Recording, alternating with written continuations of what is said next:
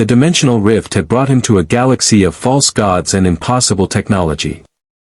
3 weeks had passed since Spartan 117, Master Chief, had crashed through a collapsing slipspace rupture and emerged in a universe that operated on rules his training had never prepared him for. The United Nations Space Command was gone, replaced by something called Stargate Command. The Covenant's religious crusade had given way to parasitic aliens who wore divinity like a stolen uniform and enslaved entire civilizations with a combination of advanced technology and theatrical cruelty. But some things remained constant across universes: soldiers who fought impossible odds, leaders who made hard choices, and enemies who underestimated humanity at their peril. Chief stood in the SGC armory, running diagnostics on his Mjolnir Mark V armor while Lieutenant Colonel Samantha Carter examined his helmet's HUD interface with an expression that managed to combine scientific fascination with military practicality. "The energy shield matrix is remarkable," Carter said, manipulating a holographic readout that Cortana had provided. "It operates on principles that shouldn't be possible with our understanding of physics, but the math checks out. If I could reverse engineer even a fraction of this technology, you'd give Earth a fighting chance against the Goa'uld," Chief finished. His voice, filtered through the helmet speakers, carried no judgment. Just fact. Carter nodded, then set down her scanner. "General Hammond wants you in the briefing room. We've got a situation." Chief Mag locked his MA-5B assault rifle to his armor's backplate, down to his last 3 magazines, 60 rounds total, and followed Carter through SGC's corridors.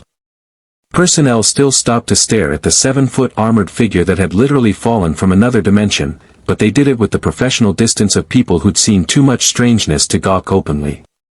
The briefing room held familiar faces. Defined themselves through combat. "What are his capabilities?" Chief asked. Carter pulled up schematics. Ares commands a fleet of 5 Hatak-class motherships and an estimated 30,000 Jaffa. His flagship, the Olympus Mons, is equipped with enhanced shields and weapons beyond standard Goa'uld specifications. Intel suggests he's been collecting ancient technology, though we don't know what he's found. More importantly, Hammond interjected, our sources indicate he's planning something. There's been unusual activity near P7X009, a world we've designated as strategically insignificant. No Naquata, minimal population, no ancient sites. But Ares has positioned 2 motherships in orbit. "A trap," Chief said immediately. "That's our assessment," Hammond confirmed. "The question is, what's he trying to trap? Us? You? Something else?" Before anyone could answer, the alarm klaxons blared. Hammond reached for the phone connecting him to the control room. "Report." The gate technician's voice crackled through, "Unscheduled off-world activation. It's the Alpha site, they're transmitting emergency code." The room emptied in seconds, everyone rushing to the control room where the Stargate, that impossible ring of ancient technology that connected worlds across the galaxy, was active. Through the shimmering event horizon, Chief could hear weapons fire. "Alpha Site, this is Hammond. Report." Major Paul Davis's voice came through, tight with combat stress, "We're under attack. Jaffa forces, multiple squadrons. They came through a second gate somehow, Chief, they're asking for you specifically. They said Ares demands the warrior in green face his champion or they'll kill everyone here." Chief was already moving toward the gate room. O'Neill caught his arm, a gesture that would have been futile if Chief hadn't chosen to stop. "You walk through that gate, you're playing his game," O'Neill said. "People are dying," Chief replied simply. "Yeah, and if you get captured or killed, Earth loses its best chance at understanding technology that could level the playing field against the Goa'uld." O'Neill's tone was harsh, but his eyes showed understanding. "I get it. I've made the same call. But we need to be smart about this." "Sir."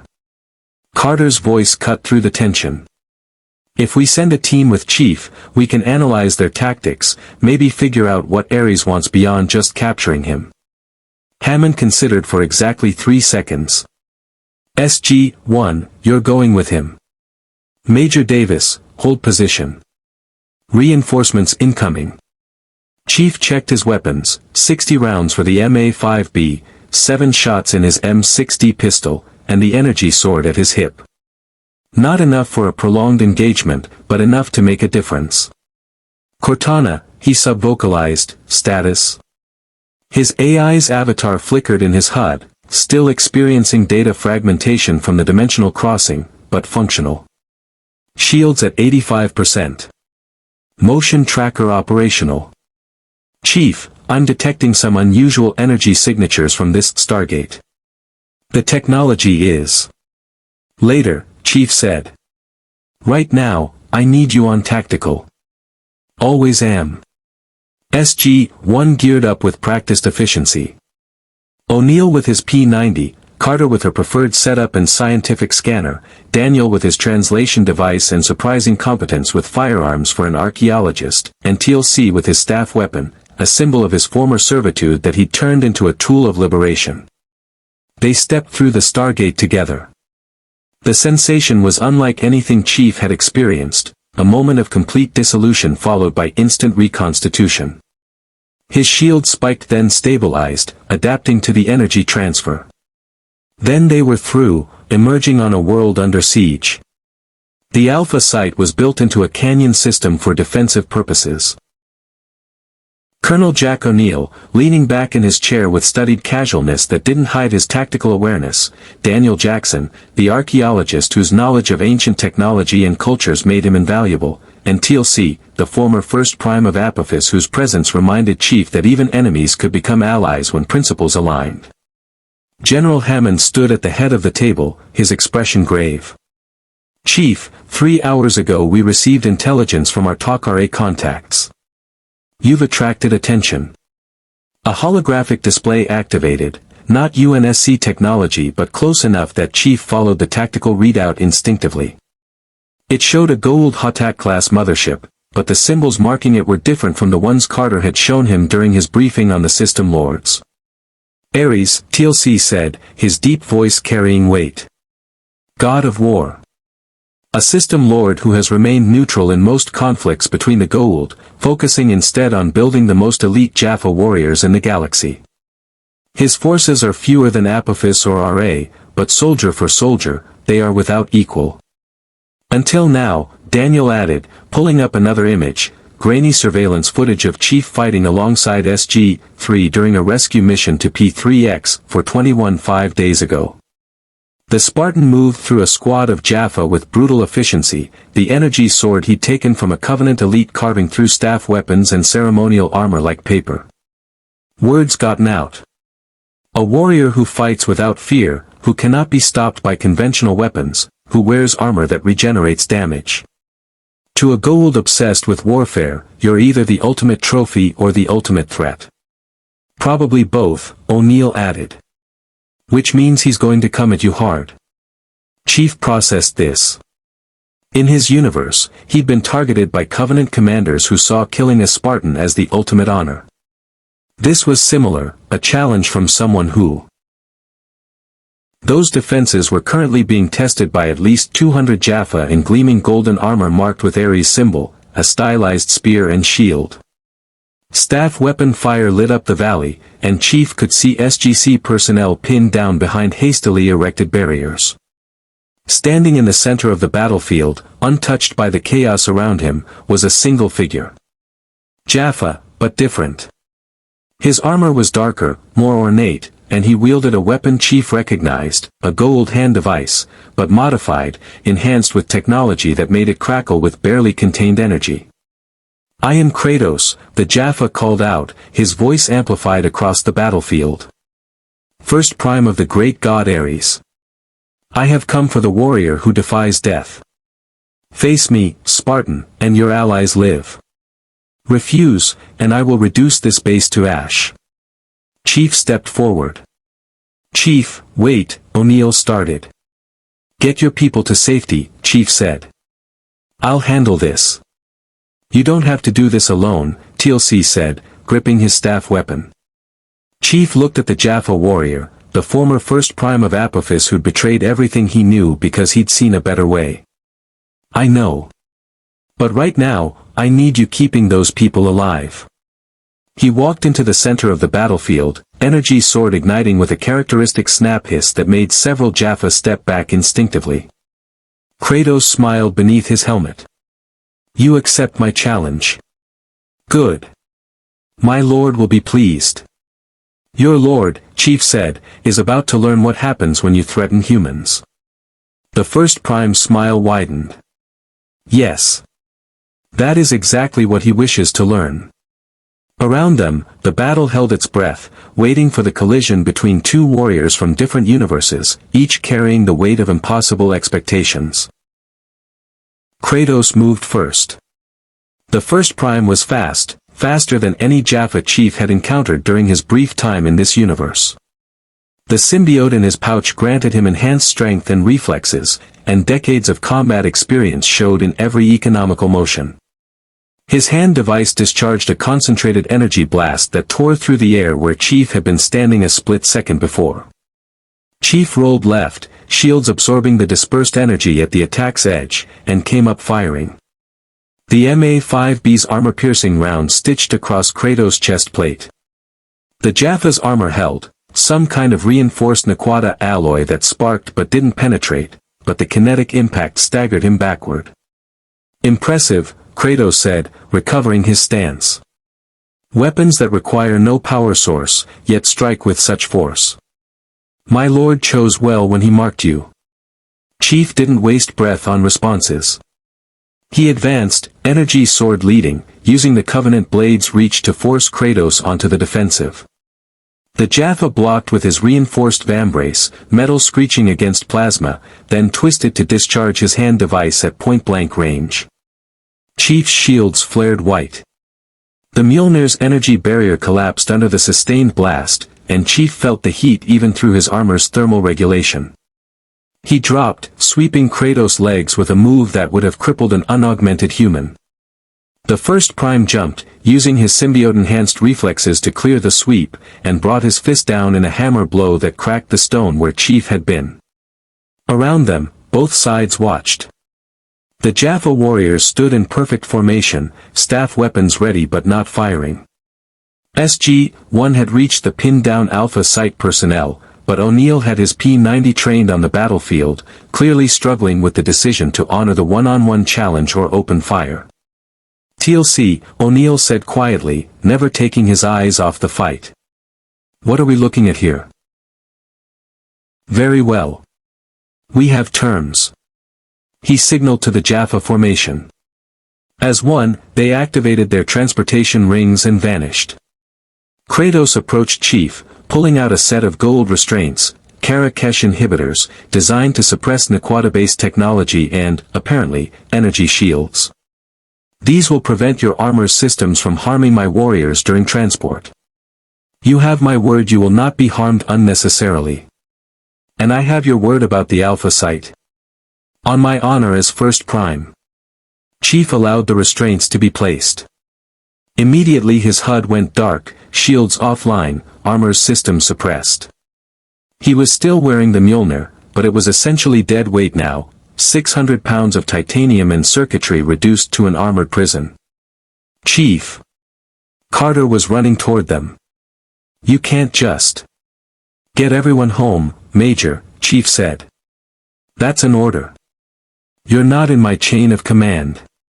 Then consider it a request. Chief looked at her through his visor. Sam, I need you to do something. The dimensional rift, Cortana logged data about it. Use that. Find a way to stabilize it or close it. Whatever's safest for Earth. Understanding dawned in her eyes. You think the Covenant might still come through? I know they will. Eventually. Chief paused as Kratos activated his own personal transportation device. Make sure Earth is ready. The rings descended, and Master Chief vanished from the Alpha Site, leaving SG-1 standing in a canyon filled with fallen Jaffa and too many questions. O'Neill broke the silence first. Well. That just happened. We have to go after him, Daniel said immediately. With what? O'Neill gestured to the carnage. He just took out 6 of their best warriors and we barely scratched them. Going after him right now is suicide. Canyon wall. His trajectory took him over the remaining warriors' heads. They tracked him, firing, staff blasts lighting up his flight path. His shields took multiple hits, dropping to 20%, but held long enough. He landed on the far wall, magnetic boots catching the rock face, and ran horizontally along it, an impossible maneuver for an unaugmented human, barely possible even with Mjolnir. The Jaffa tried to track him, but their firing solution kept changing. Chief launched himself from the wall directly at one of the warriors. They collided mid-air, Chief's armored mass and momentum driving them both into the ground. The Jaffa's armor cracked under the impact.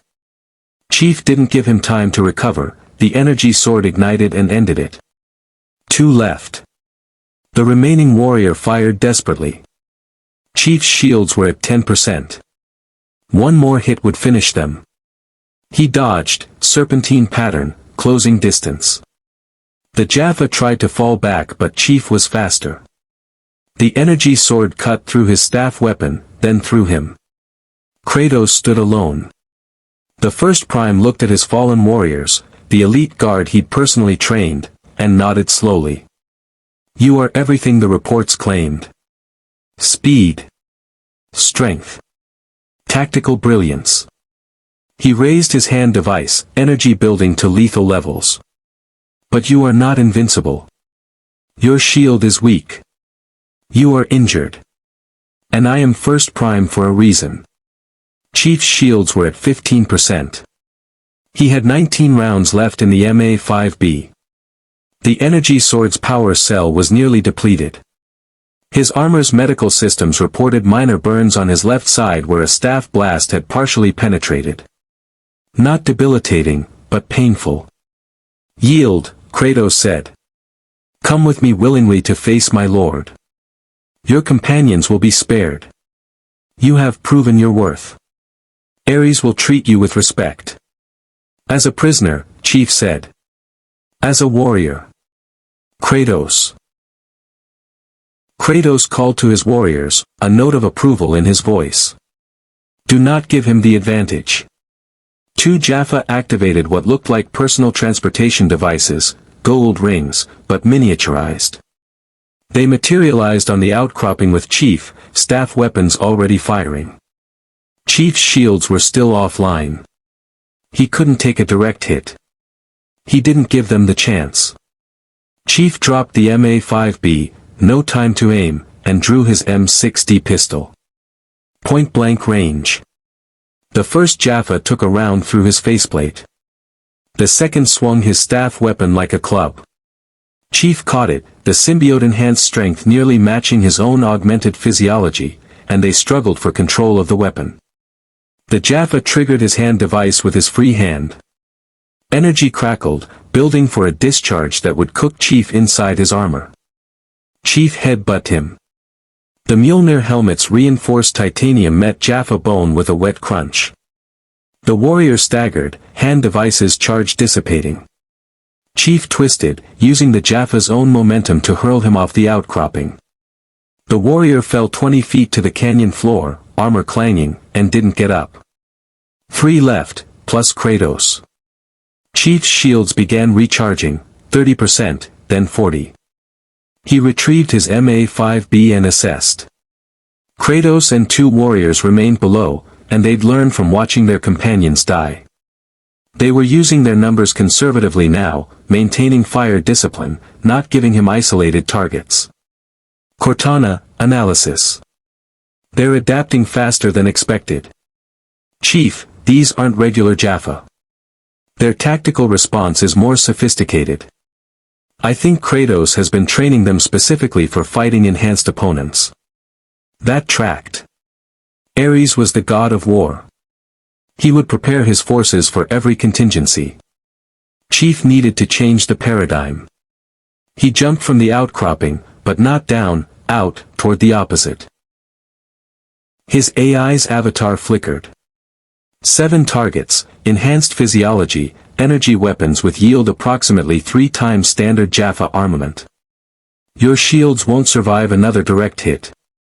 Recommended strategy, mobility, focus fire, use terrain. The canyon walls were close. Rough stone, plenty of cover, elevation advantages. Chief ran the combat scenario in the augmented time his Spartan reflexes allowed. 7 opponents. Maybe 20 seconds before they organized their fire pattern effectively. He threw a fragmentation grenade. The Jaffa scattered, trained response to explosive ordnance, and Chief was already moving. He sprinted for the nearest canyon wall, using the momentary disruption to close distance with the rightmost Jaffa.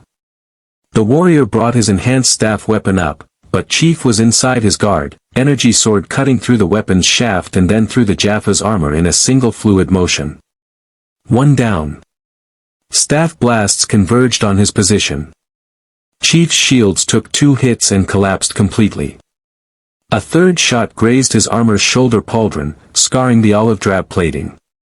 He grabbed the falling Jaffa's body and used it as a shield while firing the MA-5B one-handed, not accurate, but enough to make the other warriors take cover. 43 rounds left. Chief dropped the corpse and jumped. His Mjolnir armor's enhanced servos launched him 15 feet vertically, catching a ledge on the canyon wall. Staff blasts scorched the stone below him. He pulled himself up, gaining elevation, and found himself on a narrow outcropping with sight lines on 4 of the remaining 6 Jaffa. He fired controlled bursts. The MA-5B's rounds punched through one warrior's neck seal, dropping him. Another took 3 round center mass, his armor held, but the kinetic impact knocked him off balance long enough for Chief to switch targets. 31 rounds left. He uses the terrain as we do. Lowered his hand device slightly. I do not understand your people's attachment to their weak. You could rule here, Spartan. Your abilities, combined with Goa'uld technology, would make you unstoppable. Why do you fight for those who will never be your equal? Chief thought of Dr. Halsey, who'd created the Spartan program. Of Cortana, his AI companion. Of every Marine he'd fought beside, every soldier who died so humanity could survive another day. Of the people at the Alpha site, scientists, soldiers, explorers, who faced a galaxy of false gods and fought anyway. Because that's what soldiers do, Chief said. We protect those who can't protect themselves. Kratos shook his head. Then you will die for them. And they will mourn briefly before moving on to the next protector. He raised his hand device. Face my lord's judgment, Spartan. Or face death here. Chief raised the MA-5B. Behind Kratos, he could see SG-1 in position. O'Neill had a hand signal ready. TLC's staff weapon was trained on the Jaffa formation.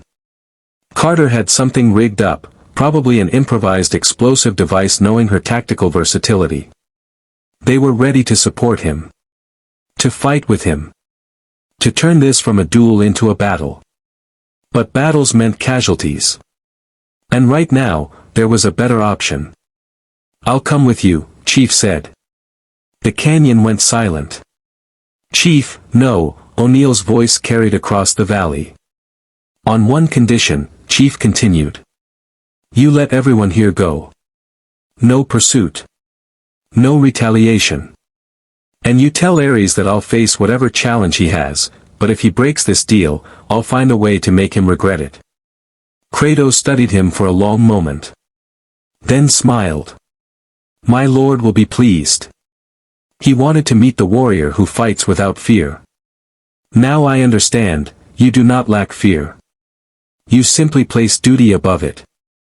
He lowered his hand device. Kratos is legendary among the Jaffa, TLC replied, his voice tight. He has served Ares for over a century. It is said he has never lost single combat. That he once slew a full platoon of rebel Jaffa alone.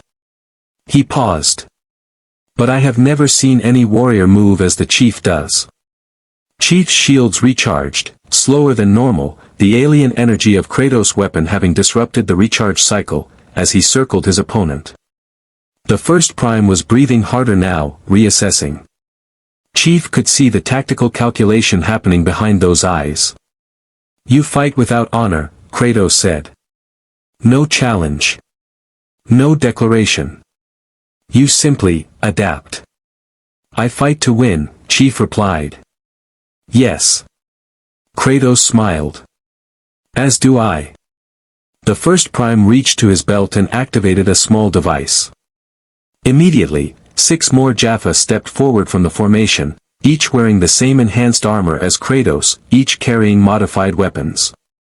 "You said single combat," Daniel called out, his voice carrying the outrage of someone who'd spent his life studying honor codes and cultural agreements. "I said I challenged the Spartan," Kratos corrected. "I made no promises about the terms." He raised his hand device. "My lord commands that we test the warrior from another world. 7 of Ares' finest against one who claims to be humanity's greatest soldier. If you survive, Spartan, you earn the right to face Ares himself. If you fall..." He gestured to the Alpha site. "Your companions join you." The 6 Jaffa spread out, forming a tactical semicircle.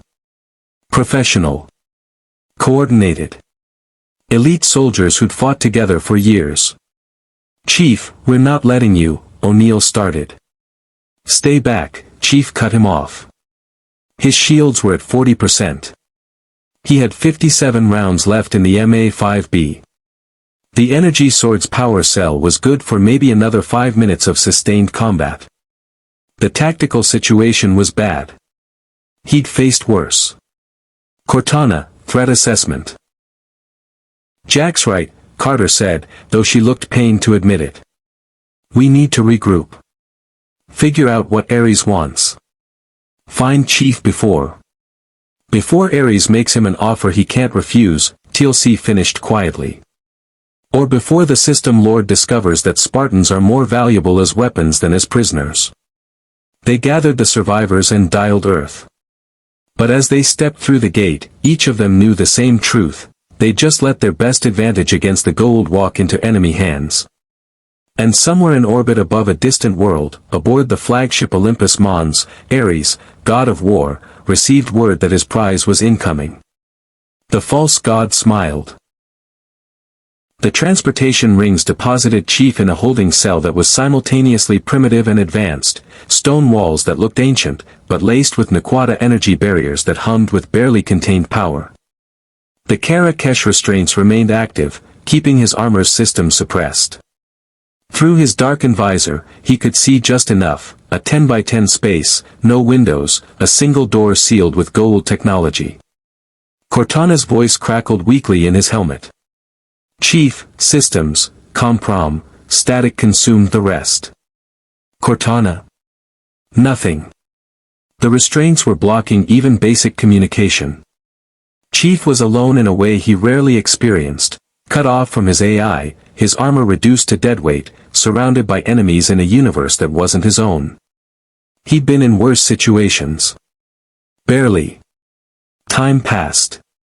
Without his HUD's chronometer, Chief estimated based on his augmented metabolism, 90 minutes since capture, give or take 15 minutes.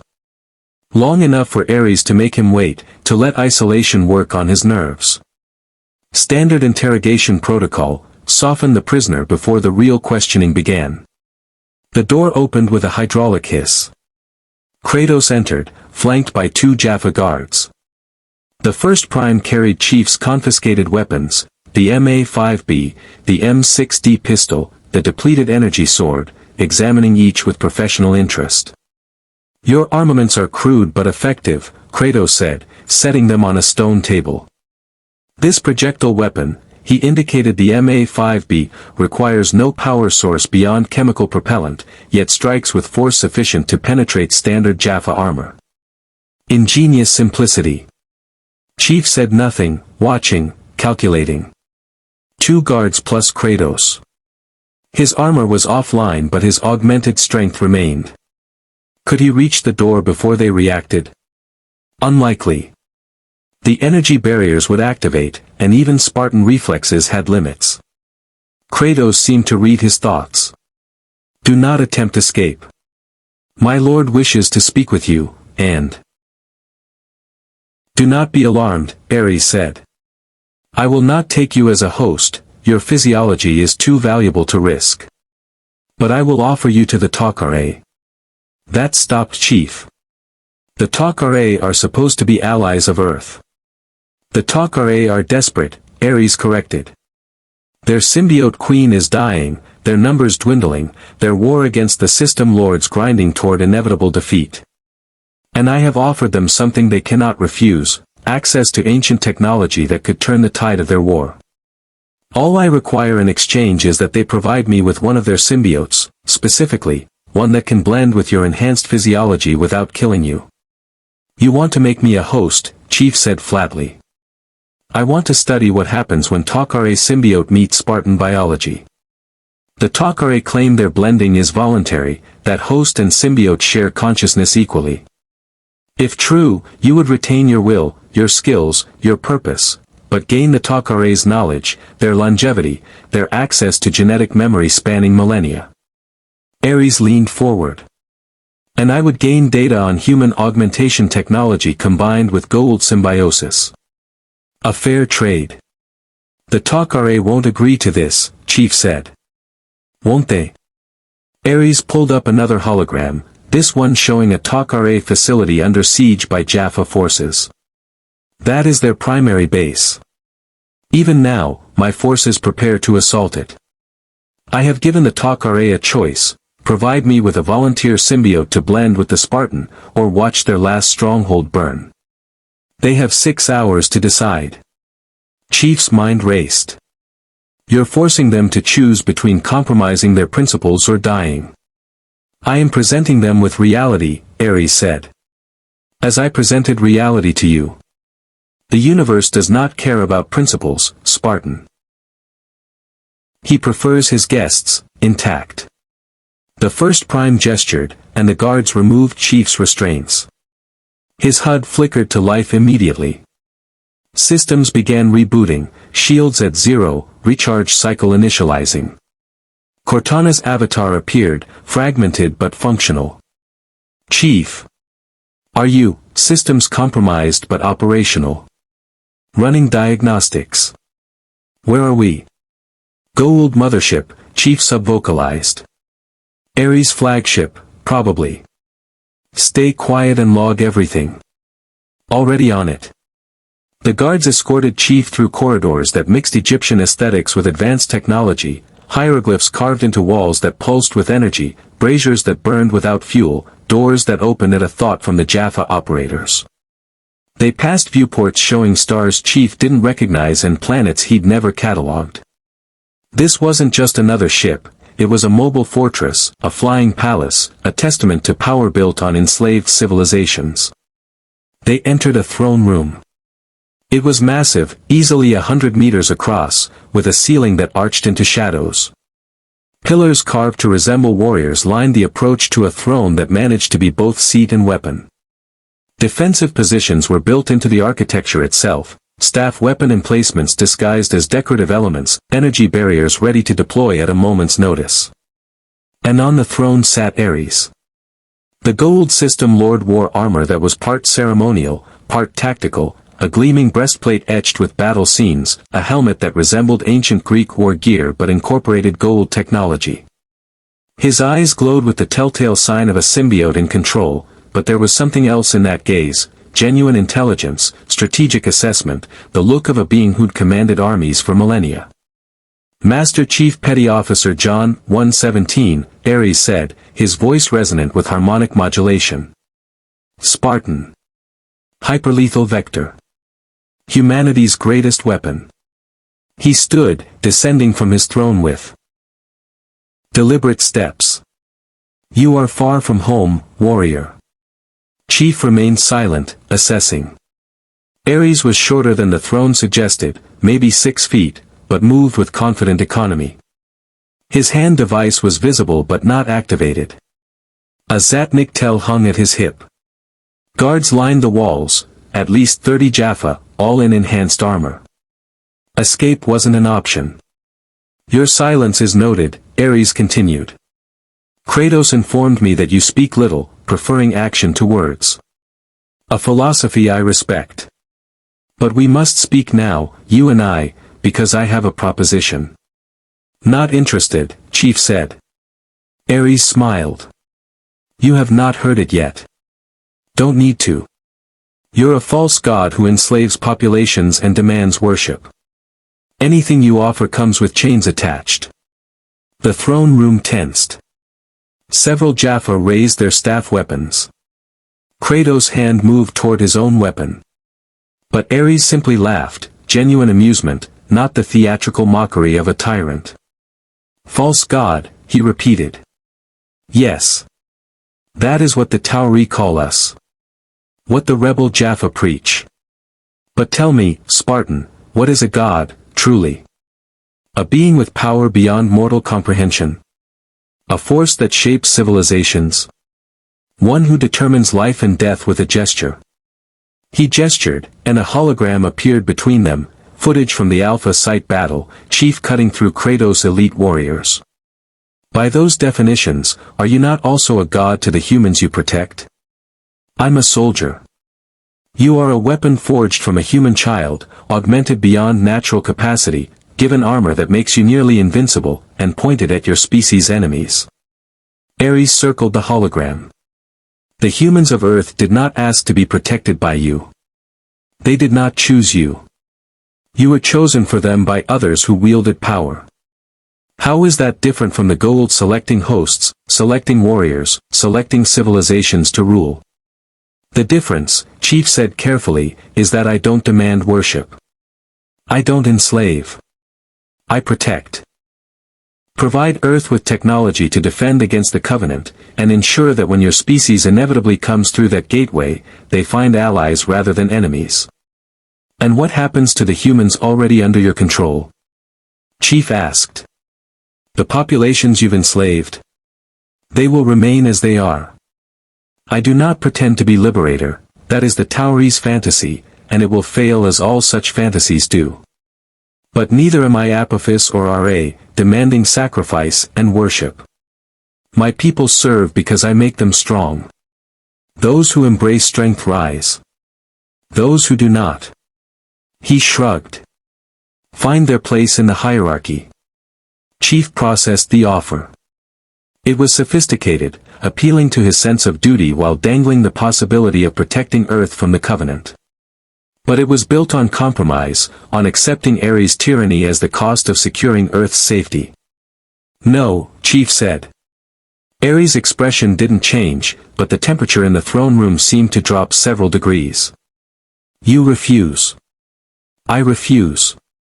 Even knowing that your dimensional rift will collapse. That Earth will face the Covenant alone. That your friends at Stargate Command, more holograms appeared, showing SG-1, General Hammond, personnel Chief had worked with, will struggle against Goa'uld threats without your assistance. They'll find a way, Chief said. They've survived this long without me. They'll survive after. Such faith in lesser beings. Ares deactivated the holograms. Kratos warned me you would refuse. He said you possess what he called irrational loyalty, the willingness to sacrifice advantage for principle. The System Lord sat back on his throne. Very well. If you will not serve willingly, you will serve regardless. Chief's hand moved toward his sidearm, but his weapons were still confiscated, sitting on the table in the holding cell 3 corridors away. Ares laughed again, but this time it was edged with something darker. I am not different, Spartan. I am exactly what every System Lord is, a being who sees the universe as a battlefield and seeks advantage wherever it appears. But I am also pragmatic. The Covenant represents a threat to my domain. Helping Earth serves my interests. The question is, how do we structure this alliance to benefit both our peoples? Alliance suggests equality. You don't offer that. No, Ares admitted. I do not. But I offer something better, purpose. You are adrift, Spartan. Cut off from your command, your mission, your war. The humans of this earth are not your humans, they share DNA but not history, not culture, not the bond of shared struggle against extinction. They will never fully trust you, never fully understand you. You will always be an outsider here, tolerated but not embraced. He gestured, and new holograms appeared, images of Spartans in battle, from files that shouldn't exist here. Chief recognized the footage, engagements against Covenant forces, classified ONI operations, scenarios from his own past. Where did you get those? Chief demanded. From your armor's data storage, Ares said casually. When my scientists examined your technology, they extracted memory fragments from your AI. Incomplete, encrypted, but sufficient to show me what you are, a weapon without a war, a soldier without a mission, a protector separated from those he protects. Cortana's voice was sharp in Chief's helmet. Chief, he's manipulating you. Classic interrogation technique, isolate, then offer belonging. Don't. I offer you purpose, Ares continued. Serve as my champion. Help me unite the Jaffa under my banner, not through enslavement but through strength. Show them what true warriors can become. In exchange, I will stabilize your dimensional rift. And in protecting, you control. Ares waved away the hologram. But this is philosophical debate, and I did not bring you here for philosophy. I brought you here because I see in you what I have sought for millennia, a warrior worthy of fighting beside me. Not happening. Hear my offer before refusing. Ares returned to his throne but remained standing. I know your situation, Spartan. The dimensional rift that brought you here is unstable. My scientists have detected the energy signature, it collapses further every day. In perhaps 72 hours, it will seal completely. You will be trapped here forever, cut off from your war, your mission, your purpose. Chief's shields finished recharging, full capacity now, but Cortana whispered a warning, multiple targeting sensors locked onto you. Energy weapons charged. If this goes hostile, we won't survive long. I can stabilize the rift, Ares continued. My research into ancient technology has granted me access to dimensional mechanics beyond standard Goa'uld science. I can keep your pathway home open. I can even expand it, allow your United Nations Space Command to establish contact with this galaxy, to build alliances, to prepare for the Covenant threat I sense lurking on the other side. That got Chief's attention. Ares noticed. Yes, the System Lord said. I know about the Covenant. My sensors detected their ship's energy signatures bleeding through the dimensional barrier. I know they hunt you. I know they seek to exterminate your species for religious reasons even more absurd than my own claim to divinity. He leaned forward. And I know that if they find a way through that rift, they will not stop with Earth.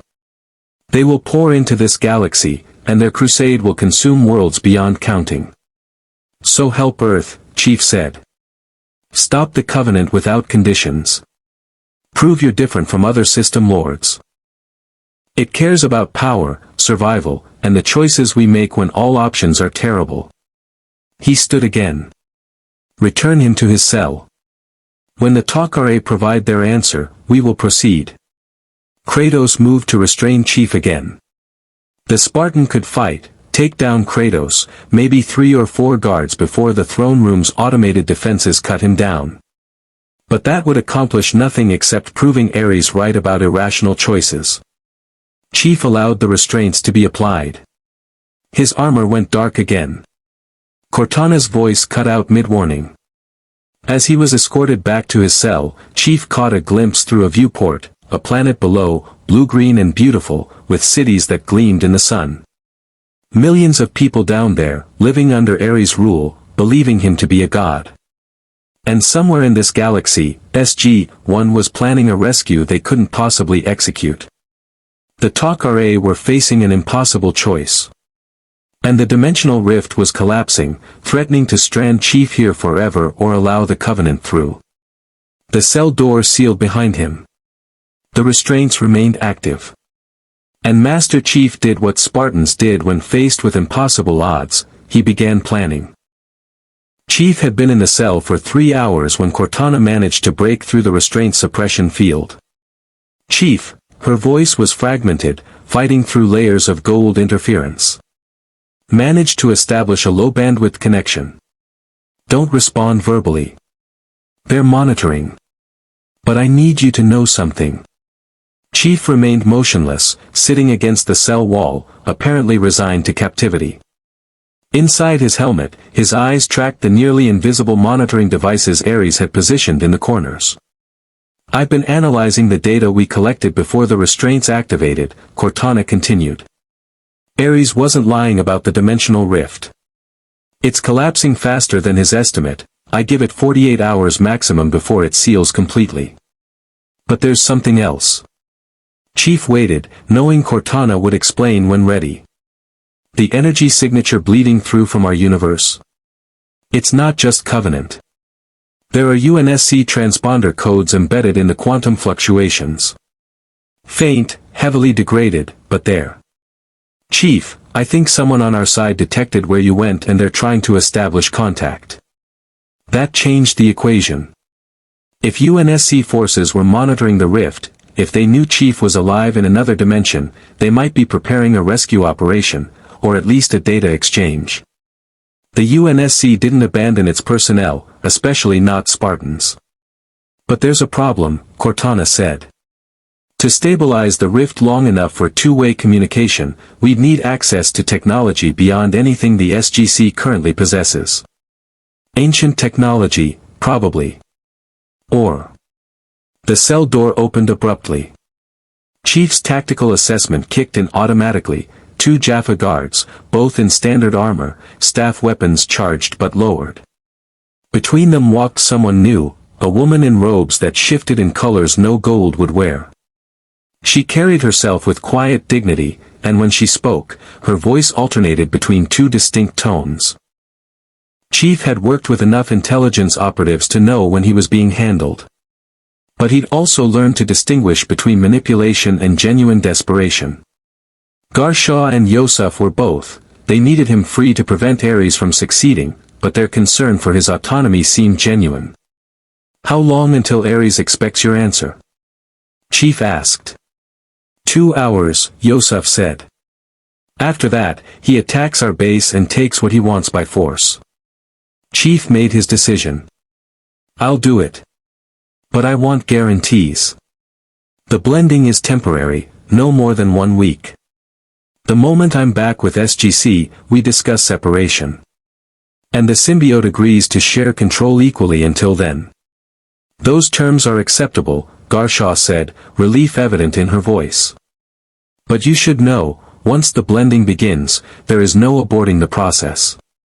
If your body starts to reject the symbiote, the only option is to let the process complete and hope you both survive. Understood. Then we have very little time. Garshaw turned to the Jaffa guards. Inform your lord that the Takare High Council has agreed to his terms. We will provide a volunteer symbiote within the hour. But we require privacy for the sacred ritual of blending. It is not something performed under observation. The lead Jaffa nodded.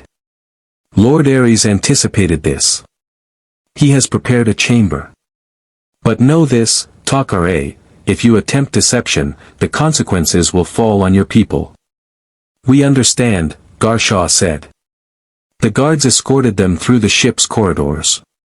Chief noticed details he'd missed during his first transit, security camera positions, patrol patterns, the locations of ring transporters and hangar bay access points. Cortana was cataloging everything, building a tactical map for the eventual escape attempt. They entered a chamber that was clearly designed for Goa'uld rituals, braziers burning with chemical fire. Chief had been in the cell for 3 hours when Cortana managed to break through the restraint suppression field. Chief, her voice was fragmented, fighting through layers of Goa'uld interference. Managed to establish a low-bandwidth connection. Don't respond verbally. They're monitoring. But I need you to know something. Chief remained motionless, sitting against the cell wall, apparently resigned to captivity. Inside his helmet, his eyes tracked the nearly invisible monitoring devices Ares had positioned in the corners. "I've been analyzing the data we collected before the restraints activated," Cortana continued. Ares wasn't lying about the dimensional rift. "It's collapsing faster than his estimate. I give it 48 hours maximum before it seals completely. But there's something else." Chief waited, knowing Cortana would explain when ready. "The energy signature bleeding through from our universe? It's not just Covenant.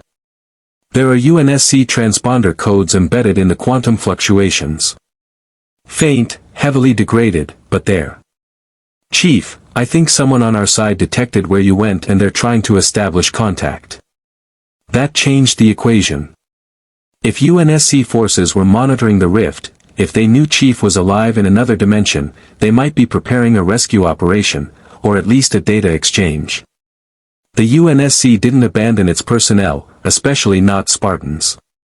But there's a problem, Cortana said.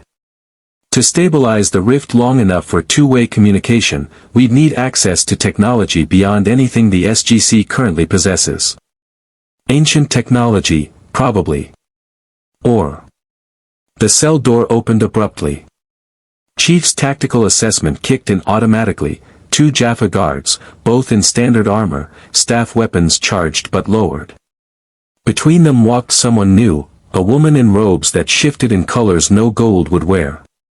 She carried herself with quiet dignity, and when she spoke, her voice alternated between 2 distinct tones. "We will provide a symbiote as Ares demands," Garshaw said carefully. "But it will be one who volunteers knowing the risks, and knowing the mission." "Mission? To help you escape." Yosef spoke now, his tone urgent. "The Tok'ra have operatives throughout the System Lord's domains. We can get you off this ship. But you would need to carry our symbiote until we reach a safe location for separation. It would be temporary, days, perhaps a week, and voluntary. The moment you wish the blending to end, it ends." Chief processed this. "Why help me?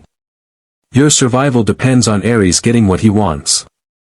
Our survival depends on the System Lords eventually falling," Garshaw said. "Ares is more rational than most, but he is still Goa'uld, a parasite who has enslaved his host and built an empire on that enslavement. If he succeeds in creating Spartan symbiote fusion technology, he could offer it to other System Lords. Imagine Jaffa warriors augmented with your abilities, blended with symbiotes to grant them even greater strength. The Tok'ra rebellion would be crushed within months. So you'd rather lose me than let Ares have the technology. We would rather free you and deny him everything." Yosef's expression was earnest. "But we cannot do it alone. The blending would give you access to Tok'ra knowledge, security codes, transportation ring frequencies, shield harmonics. Combined with your combat abilities, you could fight your way to the ship's hangar bay. We have operatives who can provide a Teltac cargo ship for your escape. And once I'm free, you return to Earth Stargate Command," Garshaw said. "You help them understand the true scope of the Goa'uld threat. And you prevent Ares from using your technology against the Tok'ra or any other free peoples." It was a good plan. Almost too good. Chief's tactical training screamed warnings about operations that seemed too convenient. Capability, including pain tolerance. But this bypassed normal pain receptors, going directly to the nervous system itself. Chief felt Selmak burrowing through tissue that shouldn't be violated, felt his immune system attacking the foreign presence with lethal intent, felt his own body trying to kill both the symbiote and itself to stop the intrusion. He didn't scream. Spartans didn't scream. But he collapsed to his knees, every muscle spasming, his vision going white with agony. Cortana was shouting something in his helmet, diagnostic warnings flooding his HUD. Somewhere distant, he heard Garshaw saying the pain would pass, just hold on, let the blending complete. Then Selmak reached his brainstem. The pain vanished, replaced by something else entirely, a second consciousness merging with his own. He could feel her, terrified but determined, struggling to adapt to the storm of data that was a Spartan's neural pathways. And in return, he felt her genetic memory opening like a library built across millennia. "Hello, Master Chief," a voice said in his mind, feminine, young, uncertain but brave. "I am Selmak. We are together now." Chief tried to respond verbally but found his mouth wouldn't work. The motor control pathways were still integrating. "Do not speak aloud yet," Selmak advised. "Our neural connection is still forming. Think your response, and I will hear it." "How long until I can move?" Chief thought. "Minutes. Your physiology is adapting faster than any host in genetic memory.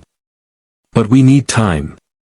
Outside the chamber, Chief could hear Kratos speaking to Ares. "My lord, the sensors show extreme physiological stress. Perhaps we should intervene." "No," Ares commanded. "Let the process complete. If he survives this, he will be everything I anticipated.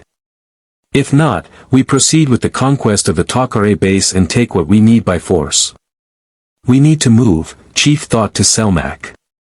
"Can you help me stand?" "I can stabilize your motor functions," she replied. "But I need you to trust me. Let me guide your movements until integration is complete." Chief had spent his entire life in control of his own body. Surrendering that control, even temporarily, went against every instinct. But he'd made his choice. "Do it," he thought. Selmak took partial control of his motor cortex. Chief felt his body stand, smoother than his own movement, more fluid, as if the symbiote understood his augmented physiology better than he did himself. His hands moved to his helmet, lifting it, placing it back on his head. Cortana's voice returned, "Chief. Your neural patterns just went haywire. What's happening?" "Blending complete," Chief said aloud, but his voice was doubled, harmonized with Selmak's. "We are functional." Garshaw exhaled in relief. It worked. By the Tauri, it actually worked. "Now we escape," Chief said, his voice already normalizing as he and Selmak found equilibrium. "Before Ares realizes what's happening." And in his mind, Selmak whispered genetic memory that included security codes, tactical data, and one critical piece of information, the location of ancient technology on this very ship that could stabilize the dimensional rift. The mission had just become far more complicated. Chief's armor felt different now. The Mjolnir systems that had been extensions of his augmented body for years suddenly operated with an efficiency that bordered on prescient. Selmak's presence in his mind wasn't invasive, it was collaborative, like having Cortana's tactical support but integrated at a neurological level. "Your weapons," Selmak thought to him. "I can sense the layout of this chamber through the naquata in the walls. Your confiscated equipment is 3 corridors away, in the armory adjacent to your holding cell." Chief processed this new sensory input. Through Selmak's connection to the Goa'uld technology permeating the ship, he could feel the energy signatures of nearby systems, like echolocation, but for technology instead of sound. "Garshaw," Chief said, his voice still carrying that doubled harmonic that marked Takare blending. "How many operatives do you have on this ship?" "2 besides myself," she replied. "Both positioned near the hangar bay. But Chief, if you attempt to reach your weapons, you'll trigger every sensor between here and the armory. Ares will lock down the entire ship." "Not if we move through the ship's superstructure," Selmak suggested. "There are maintenance conduits the Jaffa rarely patrol. I can sense them through the naquata resonance." Chief accessed the new sensory information flooding his consciousness. It was disorienting, like gaining a sixth sense in real time. But his Spartan training adapted, categorizing the input, translating it into tactical advantage. "Can you disable the monitoring devices?" Chief asked Garshaw. "Temporarily. But Ares will know something is wrong within seconds." "Seconds is enough." Chief moved to the chamber's wall, placing his armored hand against the carved stone. Through Selmak's senses, he could feel the energy barrier's frequency. "Cortana, I need you to sync with the Takare technology protocols Selmak is providing." There was a pause, longer than Cortana's normal processing time. Then, Chief. Are you sure about this? I'm detecting another consciousness in your neural patterns. If this symbiote is manipulating you. She's not, Chief said firmly. Cortana, meet Selmac. Selmac, this is my AI companion. You're going to need to work together. An artificial intelligence, Selmac's thoughts carried surprise. Genetic memory contains no reference to machine consciousness of this sophistication. Fascinating. Can we do introductions later? Cortana's tone was sharp. I'm syncing with the protocols now. Got it. Chief, the energy barrier operates on a rotating frequency. If Garshaw drops the monitoring devices, you'll have exactly 4.3 seconds before the backup systems engage and alert every guard on this ship. Then we move fast. Chief turned to Garshaw. When I say go, disable everything.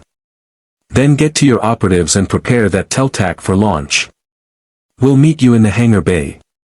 Chief, you'll be fighting through half the ship with no weapons. I've done worse with less. Garshaw studied him for a moment, then nodded.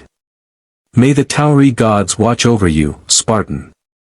Though I suspect you and Selmac are more than capable of watching over yourselves. Now, Chief said. Garshaw's eyes glowed as she accessed her Talk RA abilities, interfacing with the chamber's systems through the hand device she'd concealed.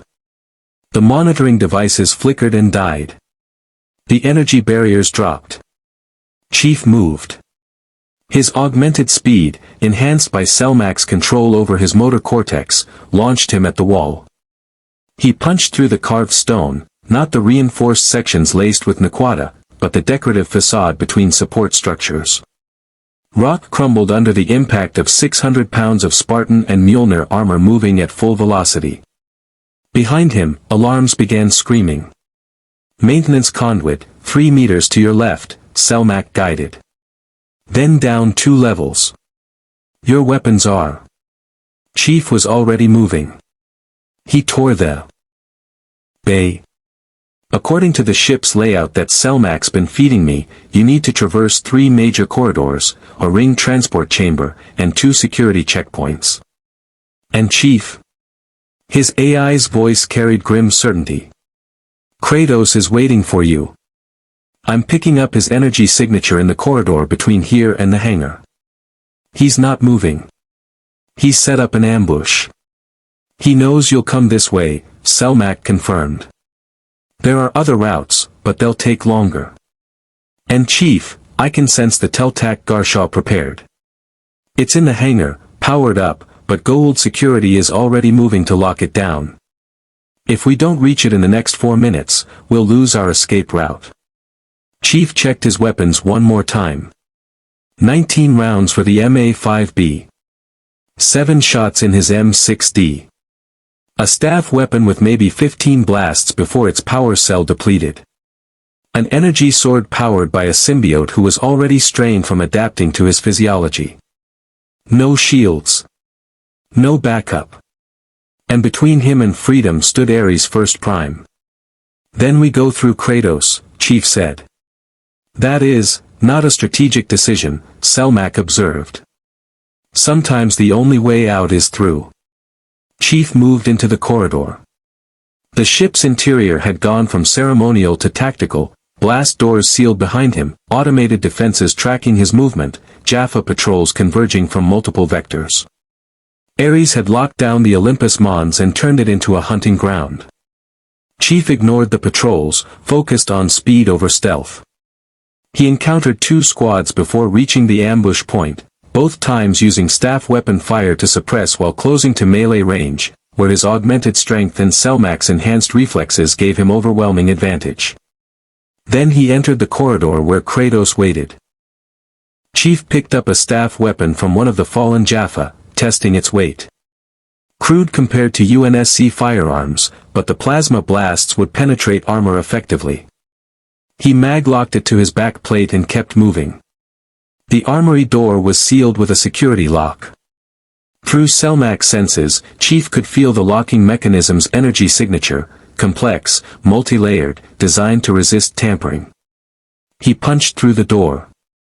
The reinforced metal crumpled under the impact of Spartan augmentation and Mjolnir servos.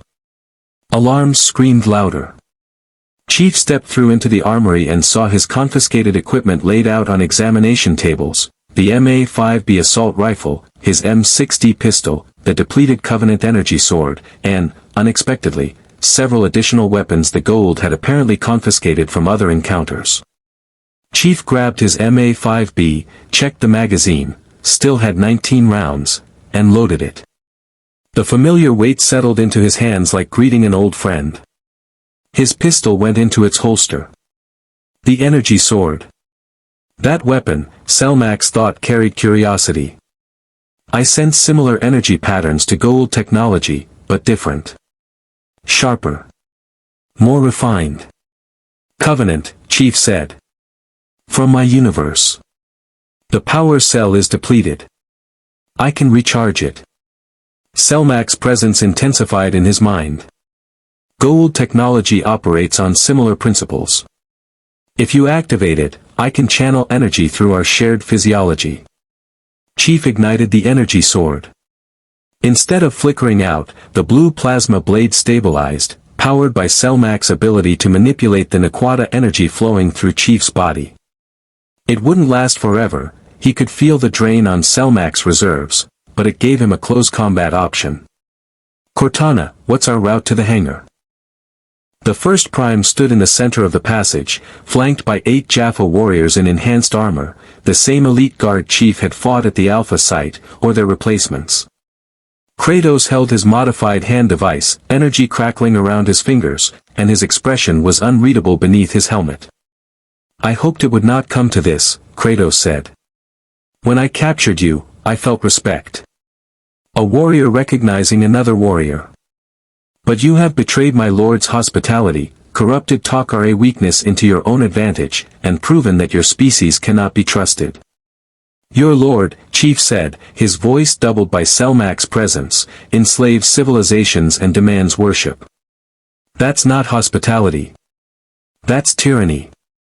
Tyranny is order, Kratos replied. Freedom is chaos. I have seen 1,000 worlds fall to chaos, Spartan. Ares brings order. Purpose. Strength. He raised his hand device. You could have embraced that. Instead, you chose to fight. So be it. The 8 elite Jaffa opened fire simultaneously. Chief's shields were still offline. The first staff blast caught him in the chest, scorching his armor's plating but not penetrating. The second grazed his helmet, partially obscuring his visor's optics. The third. Move! Selmax screamed in his mind, and suddenly his body was responding faster than conscious thought, the symbiote's control over his motor cortex combining with Spartan reflexes to create something beyond either alone. Chief became a blur of motion. He serpentined through the concentrated fire, returning shots with his confiscated staff weapon, forcing the elite Jaffa to take cover behind energy barriers they erected across the corridor. When his staff weapon's power cell depleted, he dropped it and drew his MA-5B. Screaming tactical data into his consciousness faster than his Spartan reflexes could process. He moved anyway. The first Jaffa died before he could activate his staff weapon. Chief's armored fist crushed through his ceremonial armor and the ribs beneath. The second managed to fire, staff blast catching Chief's shoulder and dropping his shields to 15%. Chief grabbed the weapon's barrel mid-discharge, used the warrior's own strength against him, and drove the staff through another Jaffa's faceplate. Behind you! Selmax warned. Chief spun. A Jaffa had drawn a Zatnik Tel, the Goa'uld weapon that stunned on first shot, killed on second, disintegrated on third. The electrical discharge hit Chief's center mass. His shields collapsed completely. Electrical current surged through his armor systems. Cortana screamed warnings about power fluctuations. Chief's augmented muscles spasmed, fighting against the neural disruption. But Selmax was there, in his nervous system, adapting, compensating. The symbiote's natural resistance to energy weapons, built into their biology over millennia of serving the Goa'uld, damped the neural shock. Chief stayed conscious when he should have been incapacitated. He closed the distance to the Jaffa with the Zat, caught the warrior's weapon hand, and broke it with a twist that made bones crack audibly. The Zat fell. Chief caught it mid-air and fired 3 shots in rapid succession at the remaining warriors. The first 2 dropped, stunned. The third disintegrated in a burst of cascading energy. "Your armory is 20 meters ahead," Selmak said, her mental voice strained. "But Chief, that Zat discharge damaged your shield generator. Recharge cycle is offline." "Cortana." "Working on it, but I need at least 2 minutes to reroute power." "Chief, you're going into the next fight with no shields and no ranged weapons." "Are you sure about this? I'm detecting another consciousness in your neural patterns. If this symbiote is manipulating you." "She's not," Chief said firmly. "Cortana, meet Selmak." "Selmak, this is my AI companion. You're going to need to work together." An artificial intelligence, Selmak's thoughts carried surprise. Genetic memory contains no reference to machine consciousness of this sophistication. Fascinating. "Can we do introductions later?" Cortana's tone was sharp. "I'm syncing with the protocols now." "Got it." "Chief, the energy barrier operates on a rotating frequency. If Garshaw drops the monitoring devices, you'll have exactly 4.3 seconds before the backup systems engage and alert every guard on this ship. Then we move fast." Chief turned to Garshaw. "When I say go, disable everything. Then get to your operatives and prepare that Teltac for launch. We'll meet you in the hangar bay. Chief, you'll be fighting through half the ship with no weapons. I've done worse with less." Garshaw studied him for a moment, then nodded. "May the Tauri gods watch over you, Spartan. Though I suspect you and Selmak are more than capable of watching over yourselves." "Now," Chief said. Garshaw's eyes glowed as she accessed her Talk RA abilities, interfacing with the chamber's systems through the hand device she'd concealed. The monitoring devices flickered and died. The energy barriers dropped. Chief moved. His augmented speed, enhanced by Selmak's control over his motor cortex, launched him at the wall. He punched through the carved stone, not the reinforced sections laced with naquata, but the decorative facade between support structures. Rock crumbled under the impact of 600 pounds of Spartan and Mjolnir armor moving at full velocity. Behind him, alarms began screaming. "Maintenance conduit, 3 meters to your left," Selmak guided. "Then down 2 levels. Your weapons are." Chief was already moving. He tore the firing controlled bursts that found gaps in the Jaffa's defensive position. 16 rounds left. 13. 10. He reached the first Jaffa position. The energy sword ignited, Selmak's power flowing through it, and Chief carved through the barrier like it was paper. The 2 warriors behind it tried to bring their weapons to bear, but Chief was already inside their guard. The Covenant blade made short, brutal work of them. 7. 4. 1. Chief's MA-5B clicked empty. He holstered it, drew his M6D, and put 3 rounds through the faceplate of a Jaffa trying to flank him from an access corridor. 4 shots left in his pistol. 5 elite Jaffa still standing, plus Kratos. "Chief, I can't sustain the energy sword much longer," Selmak warned. "The power drain is becoming dangerous. Another 30 seconds and I'll have to withdraw to protect us both." "Understood." Chief holstered his pistol, those last 4 shots needed to count, and charged the remaining elite Jaffa with just the energy sword. What followed wasn't elegant. It was brutal, desperate combat, Chief using his armor's mass and momentum to batter through defenses, the energy sword cutting through weapons and armor with equal efficiency. Selmak fed him targeting data faster than Cortana could process, predicting movements based on centuries of genetic memory fighting Jaffa warriors. The last elite fell with Chief's armored fist crushing his throat. Then it was just Chief and Kratos, standing 20 feet apart in a corridor filled with smoke and the smell of ozone. "Impressive," Kratos said.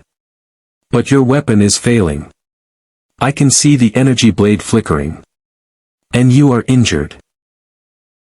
Burns on your left side, cracked rib from that fall through the maintenance levels, exhaustion from sustaining the symbiote's presence in your alien physiology." Chief said nothing, just waited, watching. "I could kill you now," Kratos continued. "My hand device is fully charged. Your shields are offline. One discharge and you die." He paused. "But that would be wasteful. My lord still wants you alive. So I offer you the same choice as before: surrender, face Ares' judgment, or die fighting pointlessly against inevitable defeat." "There's a third option," Chief said. "Which is?" Chief drew his M60 pistol with his right hand while simultaneously hurling the energy sword, still ignited, with his left. Kratos reacted to the thrown weapon, raising his hand device to blast it from the air. The energy sword exploded on contact, overloaded power cell detonating in a cascade of plasma and Naquata energy. The explosion filled the corridor with light and heat. Kratos' hand device absorbed most of the blast, but the shockwave staggered him backward. Chief fired 4 shots. The first 3 hit Kratos' chest armor, reinforced Naquata alloy that deflected the rounds. The 4th hit the junction between helmet and neck seal, where ceremony demanded decorative exposure. Kratos fell. Chief stood over the first prime, breathing hard, his pistol trained on the fallen warrior. Kratos coughed, blood flecking his lips, and looked up at the Spartan. "My lord, will avenge this," he managed. "Your lord," Chief said, "just lost his best soldier." Kratos smiled. Did he? Or did he gain something more valuable, proof that even Spartans can be beaten? He coughed again. "Study the surveillance footage, warrior. Learn from your mistakes. Next time, they will matter." His eyes closed. The symbiote in his pouch thrashed once, then went still. "Chief," Selmak's voice was urgent, "we need to move. Now. Ares is sealing the hangar bay. Garshaw reports she has 30 seconds before the Teltac is trapped." Chief ran, his armor's damaged systems protesting, his body exhausted from maintaining a symbiote his physiology was never designed for, his weapons depleted, his shield still offline. But he was still moving. Still fighting. Still a Spartan. Generator. It can manipulate dimensional barriers, stabilize rifts, even create temporary wormholes between realities. "Chief, that device could send you home. Can you disable the energy barrier?" "I can try, but..." The storage bay's doors exploded inward. Jaffa warriors poured through, staff weapons raised. Behind them, moving with deliberate calm, came Ares himself. The system lord's eyes glowed with fury barely constrained. "You dare return to my ship? After killing my first prime, corrupting my prisoner, and stealing Takare resources under false pretense?" He raised his hand device. "I was prepared to capture you alive, Spartan. But I find my patience has limits." Chief's hand moved to his holster, but his M60 was empty. The staff weapon he'd confiscated was depleted. His energy sword was destroyed. He had no shields, damaged armor, and a symbiote who was terrified and exhausted. But he had Cortana's tactical analysis. He had Selmak's knowledge of Goa'uld technology. And he had one advantage Ares hadn't accounted for.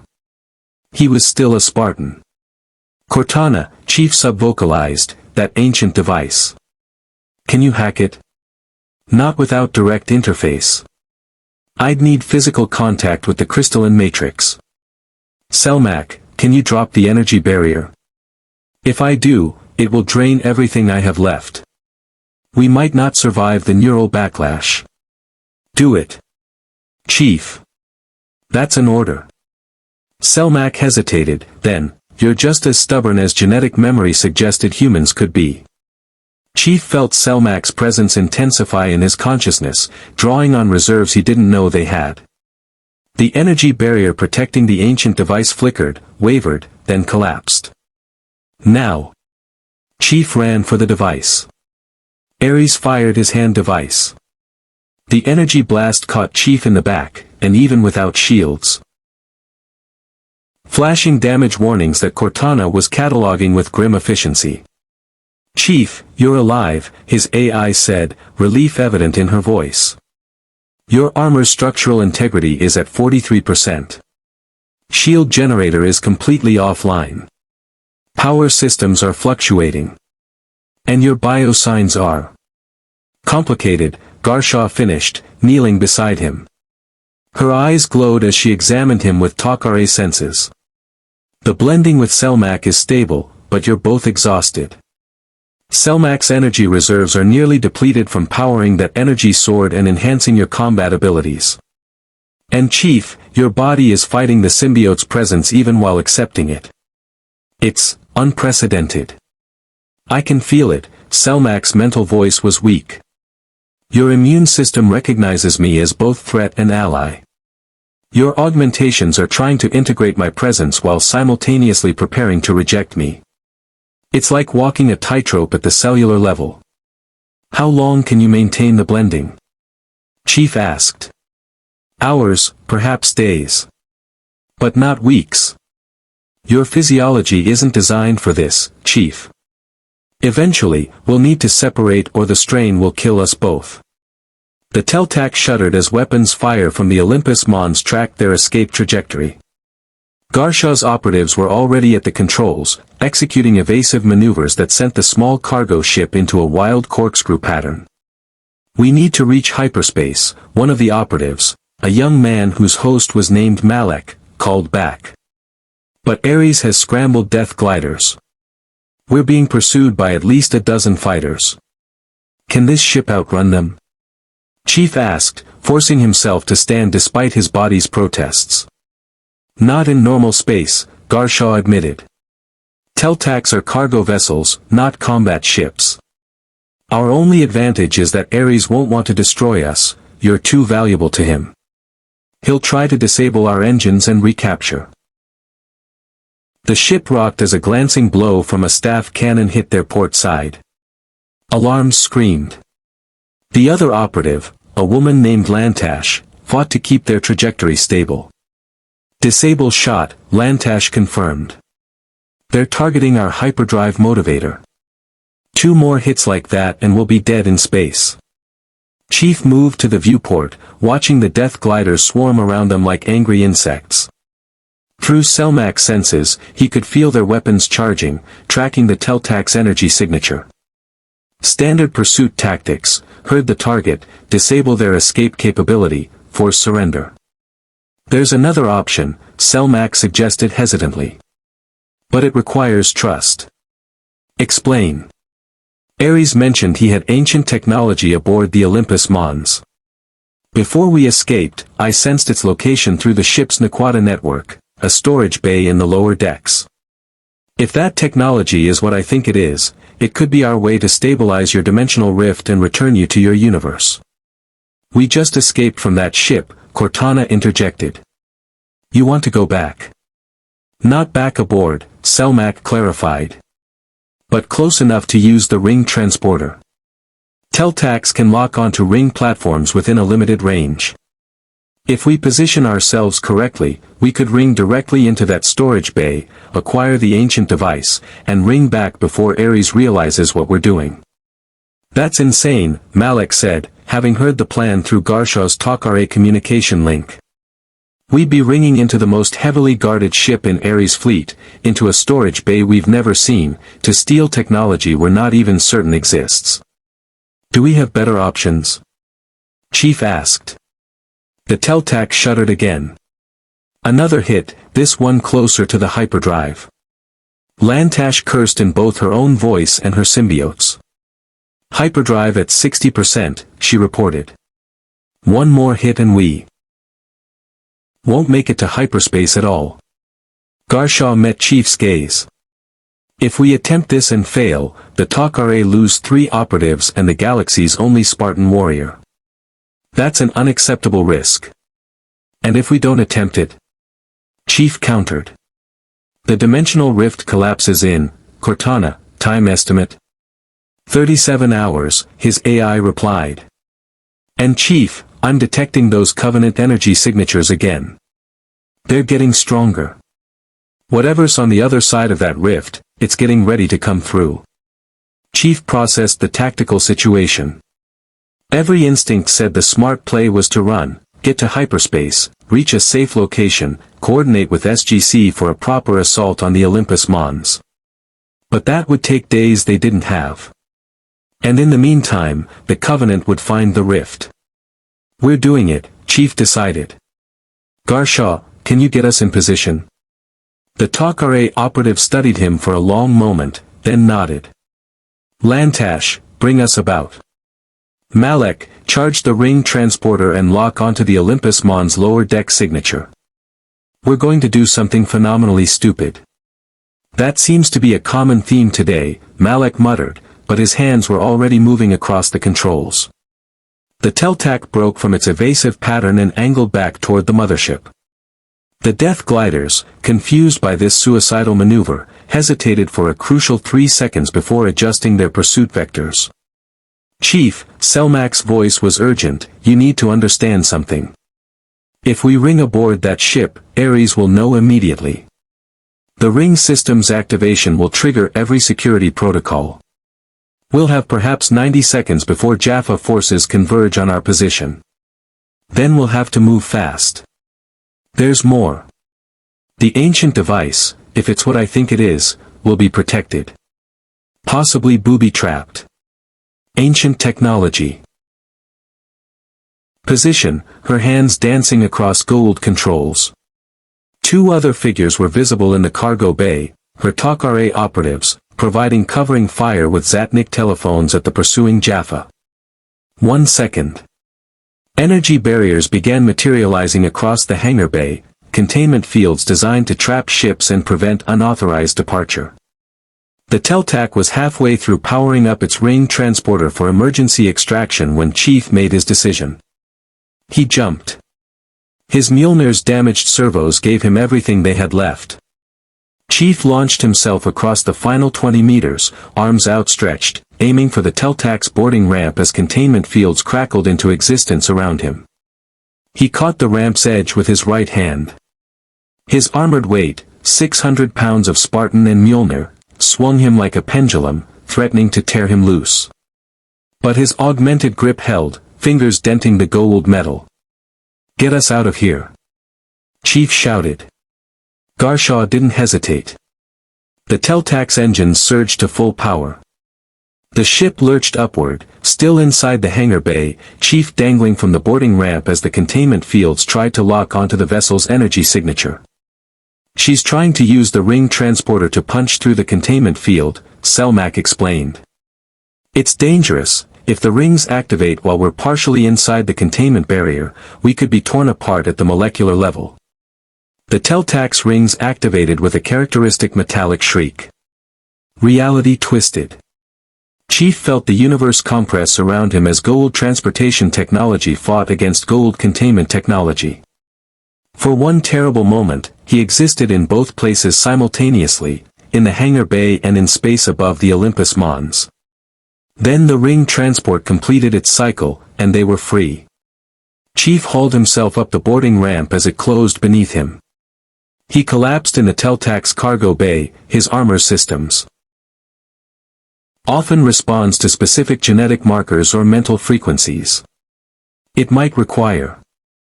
Selmac, Chief interrupted gently. Are you trying to talk me out of this?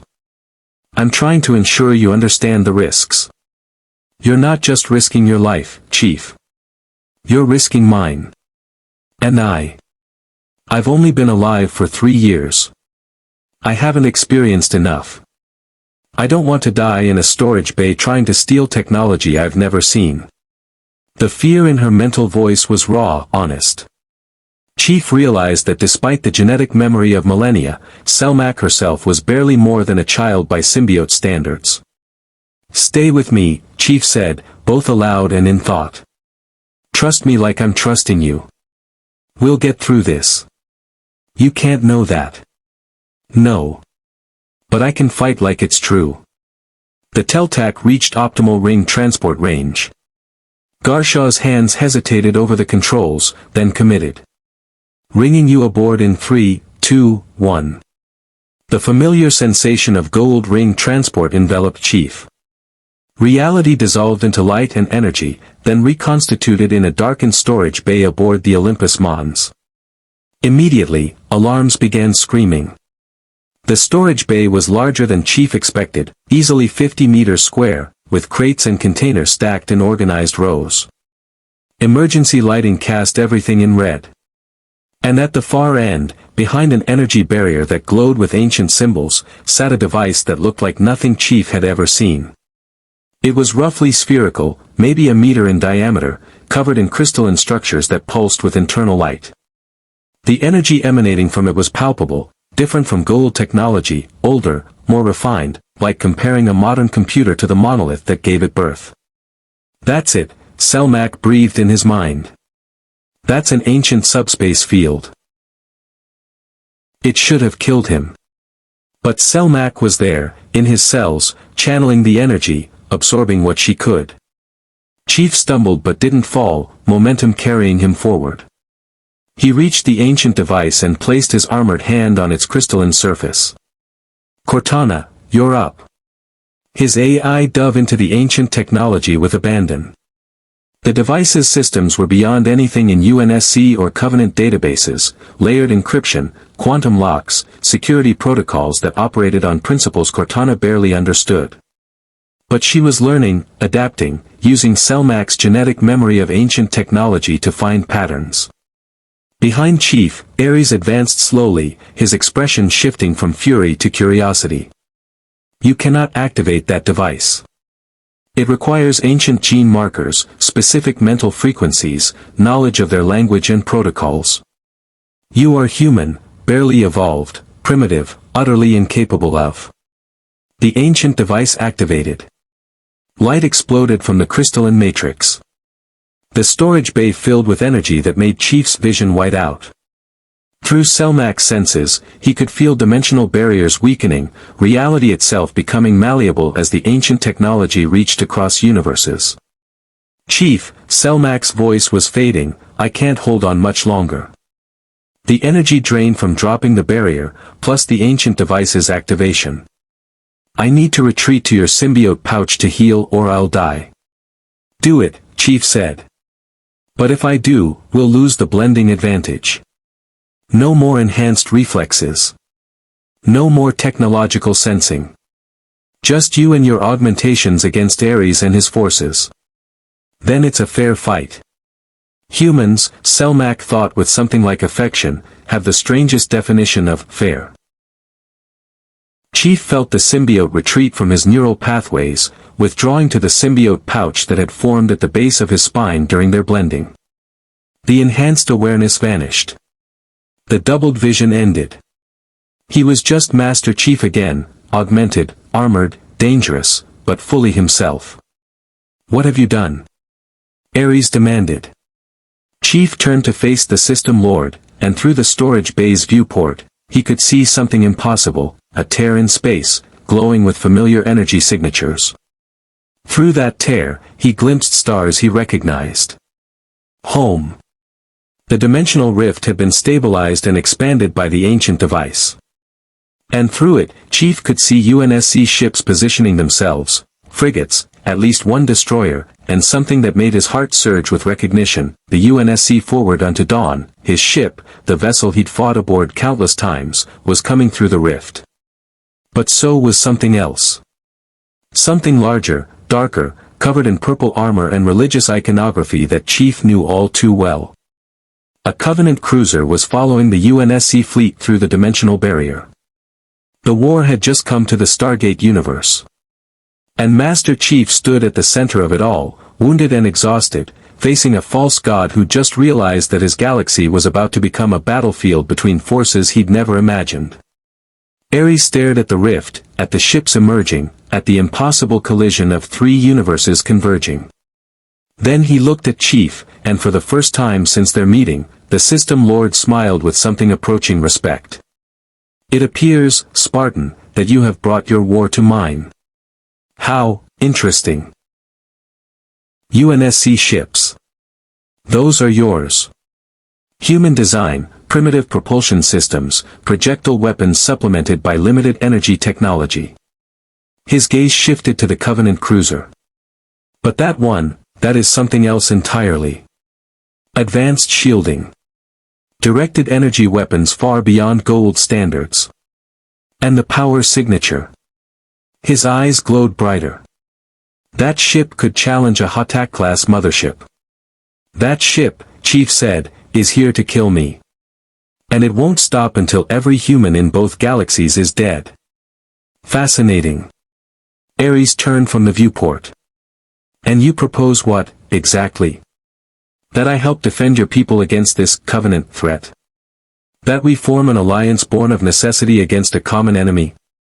I propose you get out of my way so I can coordinate with my fleet before this becomes a three-way battle none of us can afford."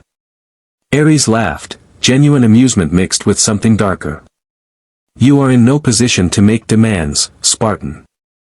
You stand aboard my ship, surrounded by my warriors, having stolen ancient technology and activated a dimensional breach that threatens the stability of this entire sector. I could kill you now, collapse the rift, and let your fleets destroy each other while I study the aftermath." "You could," Chief agreed. "But you won't." "Won't I?" "Because you're curious." Chief gestured to the viewport, where the UNSC and Covenant fleets were now maneuvering into combat positions. "You've spent millennia as the strongest force in your playground. Now something bigger just showed up, and you want to understand it before you fight it. That's why you collected ancient technology. That's why you tested me instead of just killing me. You're not just a tyrant, you're a tactician. And tacticians gather intelligence before committing to battle." Ares studied him for a long moment.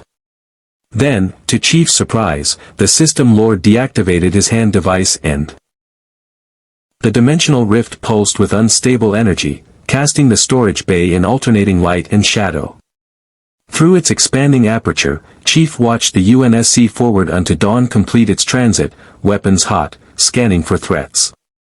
Behind it, a Marathon-class heavy cruiser emerged, the same I name, if Chief's recognition of hull markings was correct, followed by 3 Paris-class frigates in combat formation. And behind them, like a predator stalking prey across dimensional barriers, came the Covenant cruiser Pious Inquisitor. The CCS-class battlecruiser was smaller than the UNSC vessels. Covenant ships prioritized shielding and firepower over mass, but deadlier. Its plasma torpedoes could carve through UNSC frigates like paper, and its energy projectors could glass planetary surfaces. Chief had fought aboard and against dozens of these ships. He knew their capabilities intimately. More importantly, he knew what their presence meant. The Covenant had tracked him across dimensions, followed the energy signature of his slip-space rupture, and now they'd found not just him but 2 entirely new galaxies to cleanse, in the name of their twisted religious crusade. "Cortana," Chief said quietly, "tell me you're still linked to that ancient device." "Barely," his AI replied. "The activation sequence nearly fried my higher functions. But yes, I've maintained a connection." "Chief, this device isn't just a dimensional stabilizer, it's a bridge generator. It can create permanent wormholes between realities, and right now it's locked onto the quantum signature of our universe. The rift will keep expanding unless we shut it down. And if we shut it down, the UNSC fleet gets trapped here. Along with the Covenant." Ares had been listening, his Goa'uld-enhanced hearing catching every word. The System Lord approached the viewport, studying the emerging ships with the tactical assessment of someone who'd commanded fleets for millennia. "Those vessels," he said, pointing at them. "And engaging will get more ships destroyed." Morrison's gaze found Chief. Master Chief, you're in contact with local forces. Can they assist? Ares spoke before Chief could respond. I am Ares, System Lord of the Third Dynasty, commander of 5 Hatak-class motherships and 30,000 Jaffa warriors. Your vessels have entered my domain without permission, bringing with them an enemy fleet that threatens the stability of this sector. Normally, I would consider this an act of war. He paused, watching the Covenant cruiser maneuver for another attack run. However, I am prepared to offer temporary alliance. Your ships fight under my protection, and in exchange, you help eliminate the religious fanatics currently violating my space. Morrison's expression remained carefully neutral. And after the Covenant is dealt with? We discuss terms for your departure, or your continued presence, depending on what arrangements prove mutually beneficial. He's offering to let us stay, Keyes said quietly, off-channel. That's unexpected. It's a trap, Morrison replied. Sir, we can't trust. The Brasidas exploded. The frigate's fusion reactor went critical, unable to contain the damage from the Covenant plasma torpedoes. The explosion lit up local space, and debris scattered across the dimensional rift's edge, some pieces falling back through the aperture into the original universe. 300 UNSC personnel. Gone in seconds. All ships, open fire. Morrison's voice carried the weight of command and grief. Target the Covenant cruiser. Mac guns, full spread. Archer missiles, ripple fire. Take that bastard down. The UNSC fleet opened up.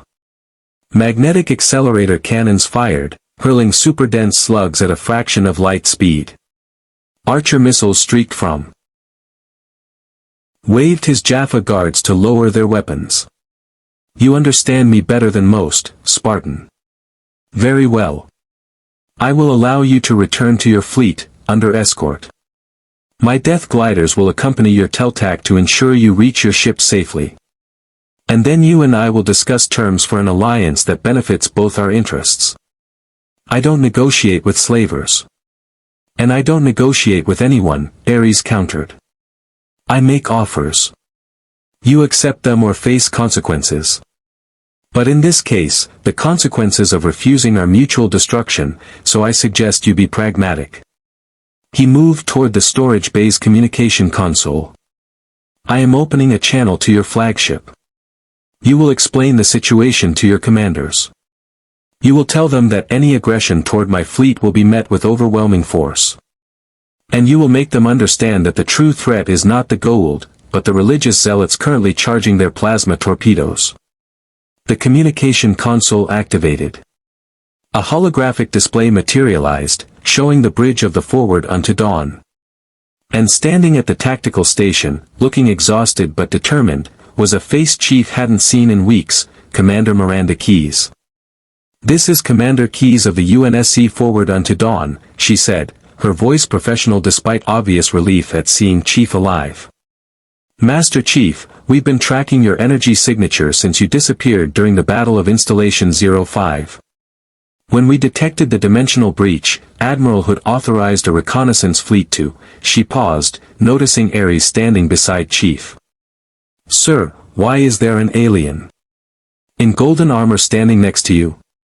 It's complicated, Commander, Chief replied. I need you to transmit this message to all UNSC vessels. Hold fire on the pyramid-shaped ships. They're not Covenant. The cruiser's engines flared. It was making a run for the dimensional rift.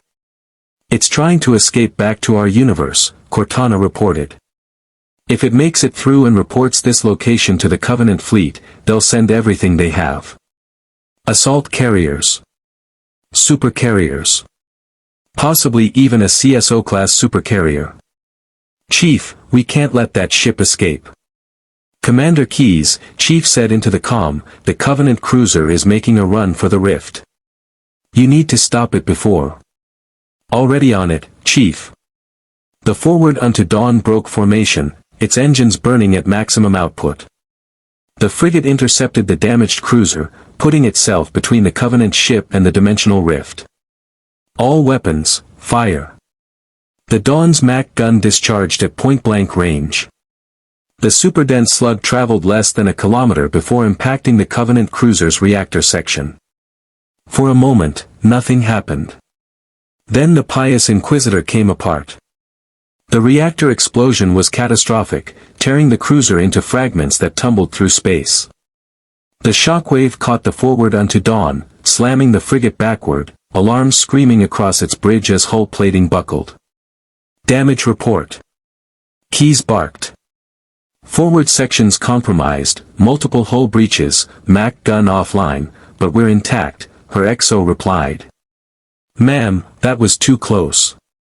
Close only counts in horseshoes and hand grenades, Commander.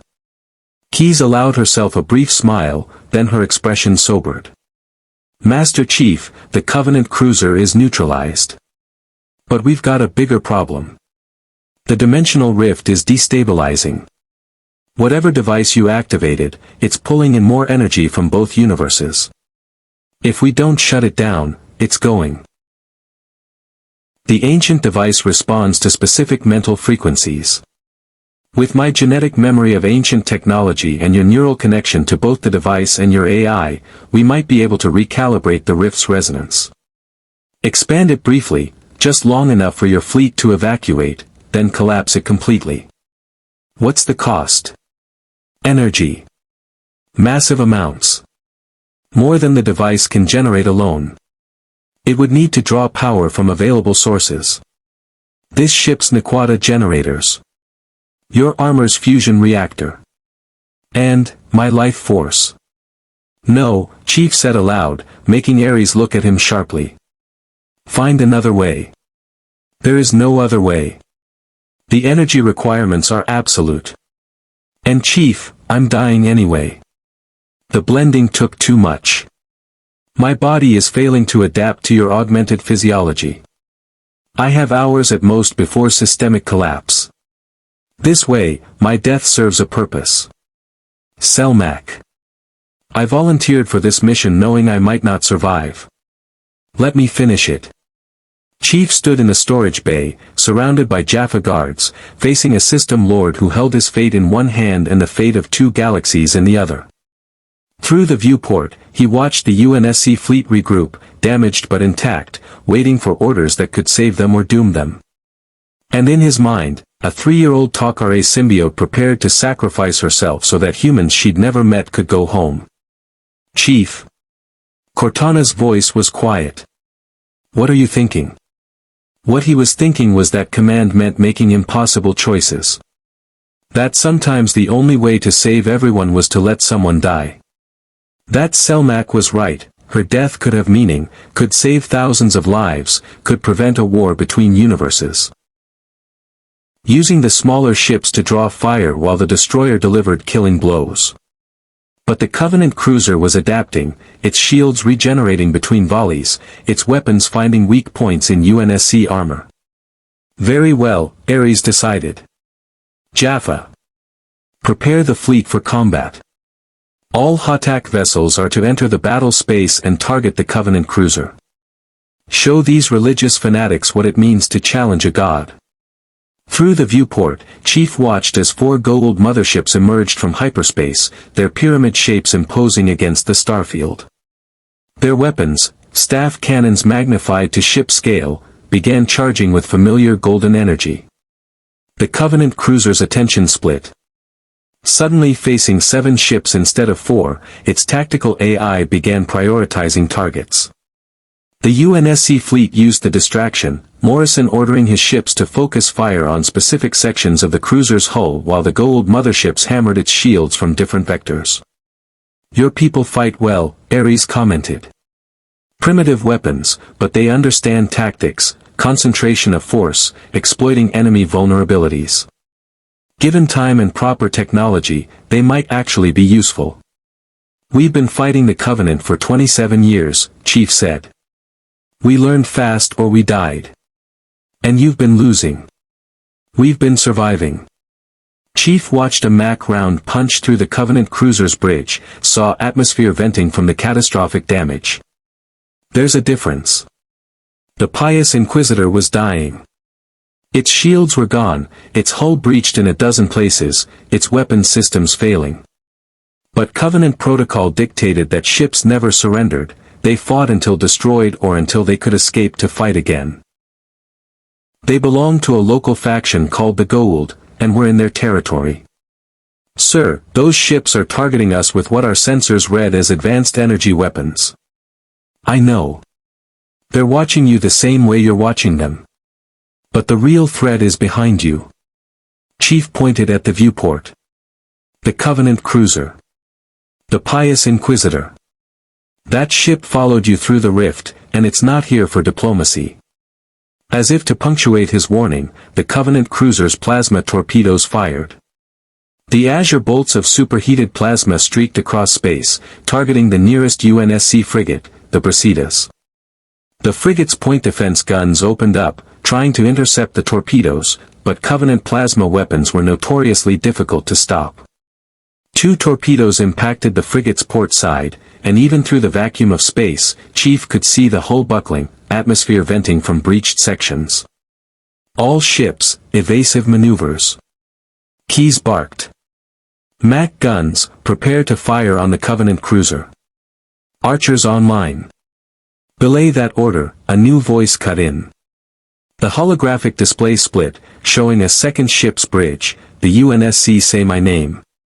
Captain Jacob Morrison stood at the command chair, his weathered face set in grim lines. Commander Keyes, if we engage the Covenant here, we risk destabilizing whatever dimensional anomaly brought us through. We need tactical assessment before committing to battle. With respect, Captain, we have a frigate taking fire. He was thinking that he hated it. Cortana, Chief said, link with Selmac. Prepare to execute her plan. We're sending the fleet home. And us? His AI asked. We stay. Someone needs to make sure this rift closes permanently. And someone needs to make sure Ares doesn't use ancient technology to invade our universe once we're gone. Ares smiled. So you volunteer to be my prisoner again? How wonderfully circular. Not your prisoner, Chief corrected. Your problem. Because I'm not leaving this galaxy until I'm sure both our peoples are safe. And if that means fighting false gods for the rest of my life. He met Ares' glowing eyes without flinching. I've had worse assignments. The System Lord's smile widened. Oh, Spartan. I think you and I are going to have a very interesting relationship. Point taken, Captain. Your Spartan will be treated as a guest, not a prisoner. You have my word, for what a god's word is worth to mortals. It better be worth a hell of a lot, Morrison replied. Because if we come back through that rift and find out you broke it, I'll make sure that every ship, every station, every asset humanity has gets pointed at you personally. He paused. Chief, you keep yourself alive. That's an order from a superior officer. Understood, sir. The Say My Name pivoted and accelerated toward the rift. With 90 seconds remaining, the destroyer passed through the dimensional aperture, and Chief was alone. Not alone, he corrected himself. He had Cortana. He had Selmac, for whatever time she had left. And he was surrounded by an entire galaxy of civilizations that needed someone who understood what it meant to fight for survival. 1 minute, Selmac's voice was barely a whisper now.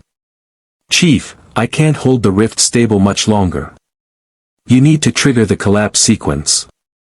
Through our neural link, I'll guide you through the commands. But once it starts, there's no stopping it. The rift will seal, the ancient device will burn out, and I understand, Chief said. Cortana, are you ready?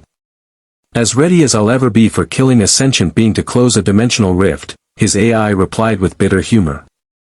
Chief, for what it's worth, I'm sorry. Sorry you're trapped here. Sorry that Selmac has to die. Sorry that. Don't, Chief interrupted gently. We both knew the risks when we started this mission. We're finishing it. That's enough. 30 seconds, Selmac counted down. The commands are, Place your hand on the central crystal matrix. Focus your consciousness through our neural link. Think about closure, about boundaries restored, about two universes separated as they should be. The device will respond to that intent combined with. The ancient device pulsed with gathering energy as Cortana and Selmak worked in concert, two forms of consciousness merging across the bridge between organic and digital. Chief could feel Selmak's presence intensifying in his mind one final time, not the collaborative partnership of their blending, but something more desperate. She was preparing to burn herself out like a star-going supernova, converting her life force into the raw power needed to stabilize and expand the rift. It's working, Selmak's mental voice carried both pain and satisfaction. The dimensional aperture is expanding. Your fleet will have approximately 8 minutes to complete evacuation before the energy drain becomes irreversible. Commander Keyes, Chief said into the comm, you need to get all UNSC ships through that rift now. You've got 8 minutes. Chief, what about you? Keyes' voice carried immediate concern. We're not leaving you behind in hostile territory. That's exactly what you're doing, Commander. That's an order. With respect, sir, you don't outrank me on my own ship. Captain Morrison's voice cut in, carrying the weight of someone who'd made similar decisions too many times. Commander Keyes, the Master Chief is right. If that rift collapses with our fleet on the wrong side, we lose everything. Begin evacuation immediately. That's a direct order. Sir, Keyes protested, but Morrison had already cut the channel to address the fleet. All UNSC vessels, this is Captain Morrison. We are executing immediate tactical withdrawal through the dimensional aperture. Say my name will serve as rear guard. Frigates transit first, followed by forward unto dawn, followed by my ship. Move now, people. We've got 8 minutes before this door closes permanently. The UNSC frigates, Thermopylae, Gettysburg, and the heavily damaged Aegis Fate, began their transit. The dimensional rift had expanded to nearly 3 times its original size, the ancient device channeling power from sources Chief could feel through Selmak's senses, the Olympus Mons Naquata generators, the ambient energy of local space, and the symbiote's own life force being systematically converted into dimensional bridge energy.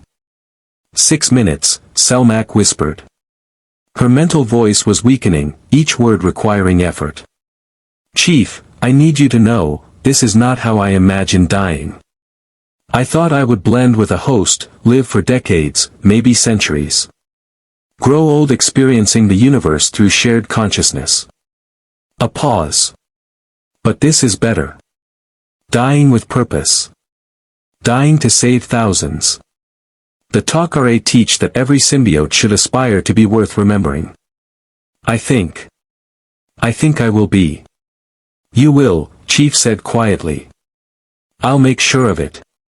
How? You're staying in this galaxy. No one in your universe will know what happened here. Then I'll tell the people in this galaxy. Selmak of the Takare, who gave her life so 2 universes could survive. That's a legacy worth carrying. Through their neural connection, Chief felt something like gratitude, mixed with the profound sadness of a life ending before it had truly begun. Selmak was only 3 years old, barely more than an infant by symbiote standards, but she'd lived more in her brief existence than most beings did in centuries.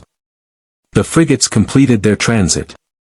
The Forward Unto Dawn began its approach to the rift, and through the comm, Chief could hear Keyes giving orders to her crew with the crisp efficiency of someone refusing to acknowledge what they were losing. Master Chief, Keyes said, opening a private channel, I know you've made your decision. I know it's the tactically sound choice. But I want you to know that when we report back to Fleet Command, when we tell them what happened here, your sacrifice won't be forgotten. And if there's any way to reopen that rift, to bring you home. Focus on keeping Earth safe, Commander. That's the mission. That's always been the mission. Godspeed, Chief. Point taken, Captain. Your Spartan will be treated as a guest, not a prisoner. You have my word, for what a god's word is worth to mortals. It better be worth a hell of a lot, Morrison replied. Because if we come back through that rift and find out you broke it, I'll make sure that every ship, every station, every asset humanity has gets pointed at you personally. He paused. Chief, you keep yourself alive. That's an order from a superior officer. Understood, sir. The Say My Name pivoted and accelerated toward the rift. With 90 seconds remaining, the destroyer passed through the dimensional aperture, and Chief was alone. Not alone, he corrected himself. He had Cortana. He had Selmac, for whatever time she had left. And he was surrounded by an entire galaxy of civilizations that needed someone who understood what it meant to fight for survival. 1 minute, Selmac's voice was barely a whisper now. Chief, I can't hold the rift stable much longer. You need to trigger the collapse sequence. Through our neural link, I'll guide you through the commands. But once it starts, there's no stopping it. The rift will seal, the ancient device will burn out, and I understand, Chief said. Cortana, are you ready? As ready as I'll ever be for killing a sentient being to close a dimensional rift, his AI replied with bitter humor. Chief, for what it's worth, I'm sorry. Sorry you're trapped here. Sorry that Selmac has to die. Sorry that. Don't, Chief interrupted gently. As they left the bridge, Chief caught a glimpse through the viewport of the space where the dimensional rift had been. Somewhere beyond that sealed barrier was Earth, the UNSC, everything he'd fought to protect for decades. But here, now, in this galaxy far from home, Master Chief had a new mission: survive, learn, and find a way to ensure that when humanity returned to this universe, and they would return, they'd find allies instead of enemies. It wasn't the mission he'd chosen. But it was the mission he had. And Spartans never failed their missions. 3 weeks after the dimensional rift closed, Master Chief stood in a training facility aboard the Olympus Mons, watching 12 of Ares' best Jaffa warriors attempt to kill him. They were failing. The exercise was supposed to be instructional, Chief demonstrating UNSC combat doctrine to elite soldiers who'd spent decades mastering Goa'uld warfare. But the Jaffa had pride, and pride made them push harder than training parameters suggested. Their staff weapons were set to training mode, delivering painful but non-lethal energy discharges. Chief's Mjolnir armor had its shields enabled but his weapons were holstered. It should have been a fair fight. It wasn't. Chief moved through the Jaffa formation like water flowing through cracks, using their own numbers against them. When 2 warriors tried to flank him, he grabbed one and used the Jaffa's momentum to throw him into his companion. When another attempted a staff weapon strike from above, Chief caught the weapon mid-swing, twisted it free, and used it to sweep 3 more warriors off their feet before they could react. The symbiotes in their pouches gave the Jaffa enhanced strength and reflexes. Chief's Spartan augmentations were still superior. The gap in capability was evident in every exchange, not because the Jaffa were poor warriors, but because Chief had been engineered specifically to be the apex predator on any battlefield. Enough, a voice commanded. The Jaffa immediately stopped, stepping back and saluting as Ares entered the training facility. The System Lord had been watching from the observation deck. Chief knew, analyzing, assessing, calculating how to use this asset he'd acquired. You've made your point, Spartan, Ares said. My warriors are skilled, but they're unprepared for combat doctrine built around superhuman capability. We'll need to redesign their training protocols entirely. That's what I've been trying to tell you, Chief replied, handing the confiscated staff weapon back to its owner. They can't. I'm not part of their command structure. I'm UNSC, not SGC. Ah yes, the distinction between United Nations Space Command and Stargate Command. Your people do enjoy their bureaucratic separations. Ares moved to the training facility's weapon racks, examining a Jaffa staff weapon with idle curiosity. But you avoid my real question, Spartan. When forced to choose between pragmatic alliance with me and principled resistance with them, what will you choose? I don't see why I need to choose at all. Ares raised an eyebrow. Explain. You want me to provide tactical consultation and training. SGC wants intelligence on Goa'uld operations and assistance against system lords who threaten Earth. Those goals don't contradict, they're complementary. Chief crossed his arms. Unless you're planning operations against Earth or its allies, in which case we have a problem. I have no interest in Earth. One primitive planet with limited resources and troublesome inhabitants. There are easier targets. Ares set down the staff weapon. But other system lords do have interest. Goa'uld has been making inquiries about the Tauri who defeated Apophis. Anubis, if he returns, will see Earth as a threat to be eliminated. And you, the oldest among us, grows curious about humans who fight gods and win. Then help me protect them. Why would I do that? Because you're the god of war, Chief said. Not the god of conquest or tyranny. War. Combat. Testing yourself against worthy opponents. He gestured toward the training facility door where the Jaffa had left. You've spent millennia fighting populations that can't meaningfully resist you. Where's the challenge in that? Where's the glory in crushing those who can't fight back? Ares' expression was unreadable. Continue. Earth represents something you haven't faced before, humans who understand modern warfare, who've survived. Goa'uld warfare relies on overwhelming force and technological superiority. It works against populations that can't fight back. But against enemies with comparable technology and better tactics? He gestured to the Jaffa. You need warriors who can adapt, improvise, overcome. Not just follow orders. Heretical thinking for someone advocating independence among my soldiers. Practical thinking for someone who wants to survive the threats coming to this galaxy. Ares dismissed the Jaffa with a gesture, waiting until the training facility was empty before speaking again. I've received word from Stargate Command. They wish to arrange a meeting, neutral territory, minimal security presence, just you, me, and their negotiation team. His eyes glowed with barely suppressed amusement. They're concerned about your arrangement with me. They want to verify you're not under duress. When? 2 days. On a planet called Vis-Uban, neutral territory acknowledged by most system lords. The Tauri have guaranteed safe passage. Ares studied Chief carefully. This will be your first contact with your allies since the rift closed. They'll ask you to choose, stay with me and my resources, or join them in their rebellion against the Goa'uld. What will you tell them? Chief had been considering that question since accepting Ares' offer. The tactical advantages of staying were clear: access to Goa'uld technology, intelligence on system lord movements, resources to continue operating effectively. But the moral cost was equally clear: legitimizing a tyrant, potentially enabling his expansion, compromising the principles that made fighting worth doing. I'll tell them the truth, Chief said. That I'm working with you because it's the best option available. Not because I approve of your empire, but because surviving long enough to find a way home requires pragmatism. And if they order you to leave? Not because I approve of your empire, but because surviving long enough to find a way home requires pragmatism. And if they order you to leave? They can't. I'm not part of their command structure. I'm UNSC, not SGC.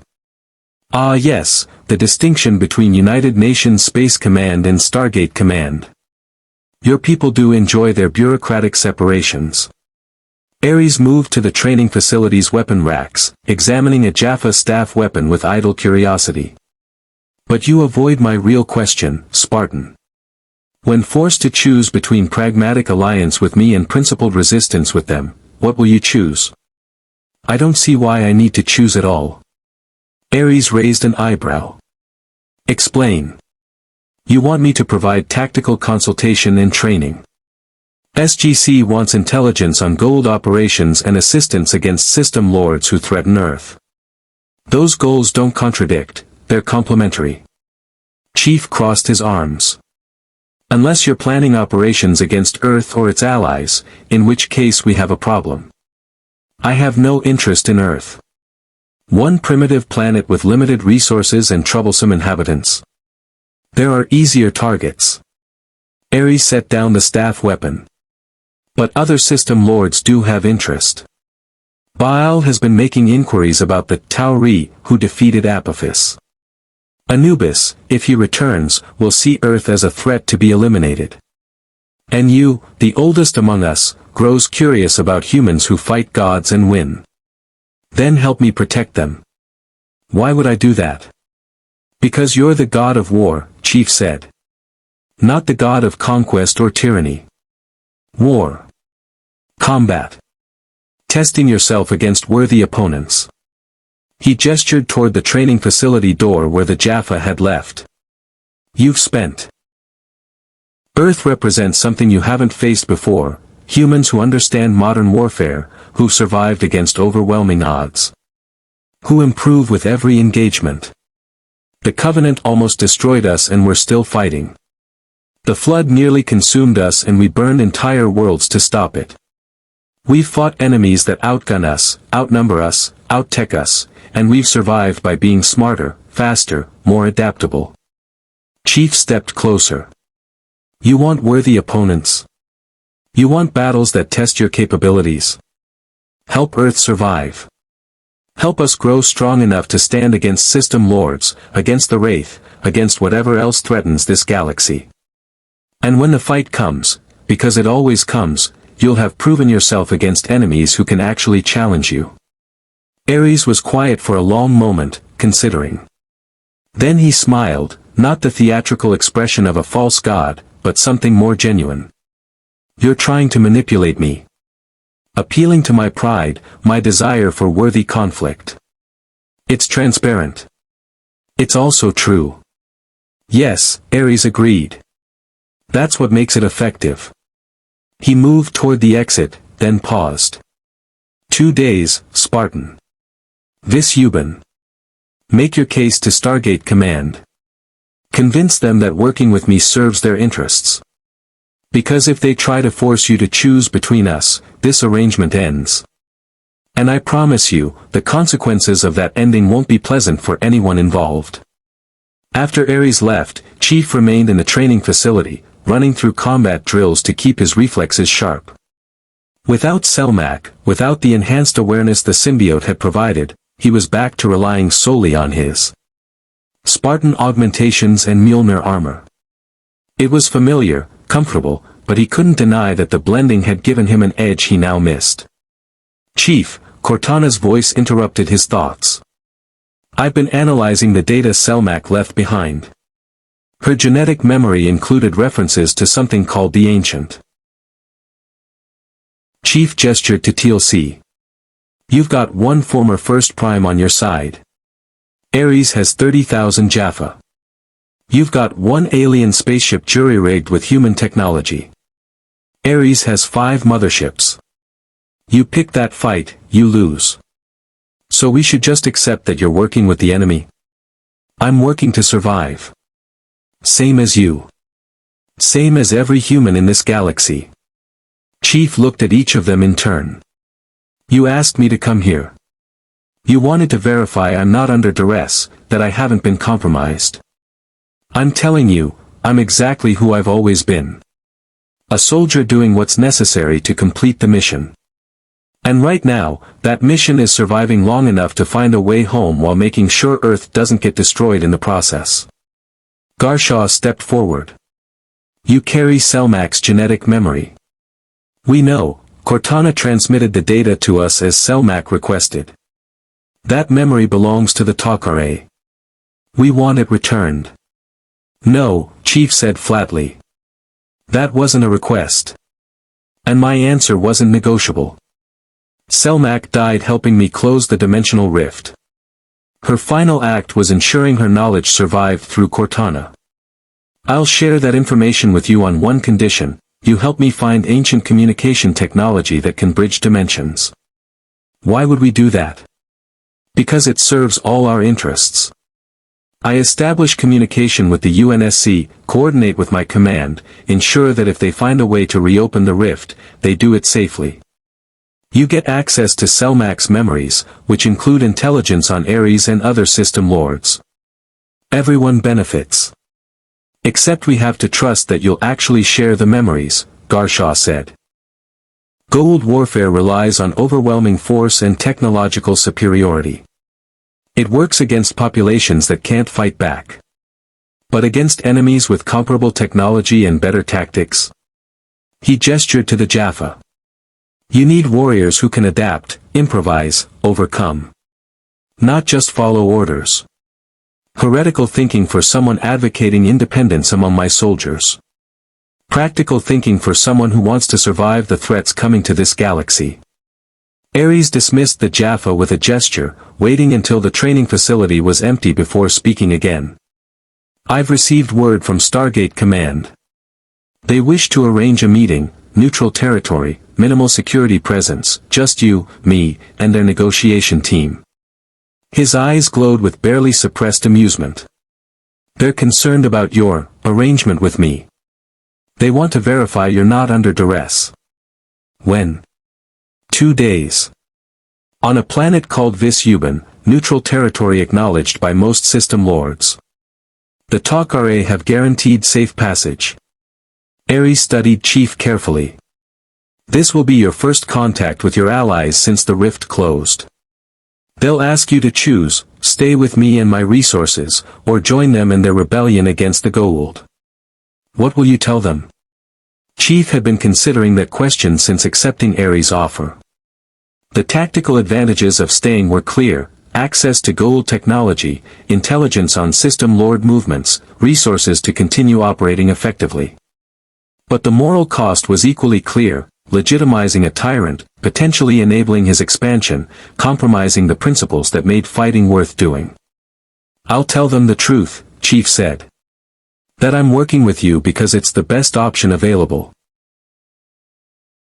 Combat drills to keep his reflexes sharp.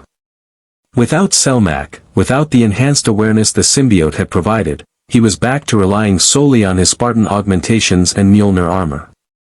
It was familiar, comfortable, but he couldn't deny that the blending had given him an edge he now missed. Chief, Cortana's voice interrupted his thoughts. I've been analyzing the data Selmac left behind. Her genetic memory included references to something called the Ancient Communication Device, technology that allows real-time communication across galaxies, possibly even across dimensions if properly modified. Chief stopped mid-drill. Where? That's the problem. The memory is fragmentary. Selmac knew such devices existed but not their locations. However, the Tok'ra have been searching for them. If we could contact them, coordinate. We're meeting SGC in 2 days. The Tok'ra will probably attend. We'll bring it up then. Chief, if we could reopen communication with the UNSC, even without opening the rift, we could coordinate. Let them know you're alive, get intelligence on what's happening in our universe, maybe even arrange for technological exchange. One step at a time, Chief said. First, we make sure Earth survives in this galaxy. Then we worry about bridging dimensions. But the possibility lingered in his mind as he continued training. Communication with home. With Admiral Hood, with the UNSC fleet, with people who understood what he'd sacrificed to close that rift. The isolation of being stranded in an alien galaxy was manageable for a Spartan. They were trained for solitary operations, for extended deployments without support. But manageable didn't mean easy. 2 days later, Chief stood on the surface of Vis-Uban, a desert world that served as neutral meeting ground for various galactic powers. The planet had no strategic value, no Naquata deposits, no ancient technology, no population to enslave, which made it perfect for negotiations that required all parties to leave their weapons at the door, metaphorically speaking. Ares had provided a teltac for transportation, flown by Jaffa loyal to the system lord but under orders to remain with the ship and not interfere. Chief had insisted on going alone, and Ares had agreed, seemingly amused by the Spartan's confidence. The meeting site was a structure built by some long-dead civilization, stone pillars arranged in a circle, providing shade from the harsh sun.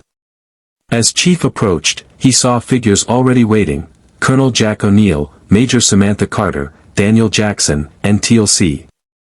SG-1, the team he'd fought alongside what felt like a lifetime ago. And standing slightly apart, two figures he recognized from intelligence briefings, TOC-RA operatives, one of them being Garshaw of Beloti, who'd helped him escape the Olympus Mons. "Chief," O'Neill said, his tone carefully neutral. "You're looking good for someone who's been living with a Goa'uld for 3 weeks." "Colonel," Chief acknowledged. "Thanks for agreeing to meet. Wasn't much choice, was there? Ares made it pretty clear this was happening whether we liked it or not." O'Neill's expression remained hard to read, somewhere between relief at seeing Chief alive and concern about the implications. "So, you going to explain why you're working for a snake?" "I'm not working for him. I'm working with him. There's a difference."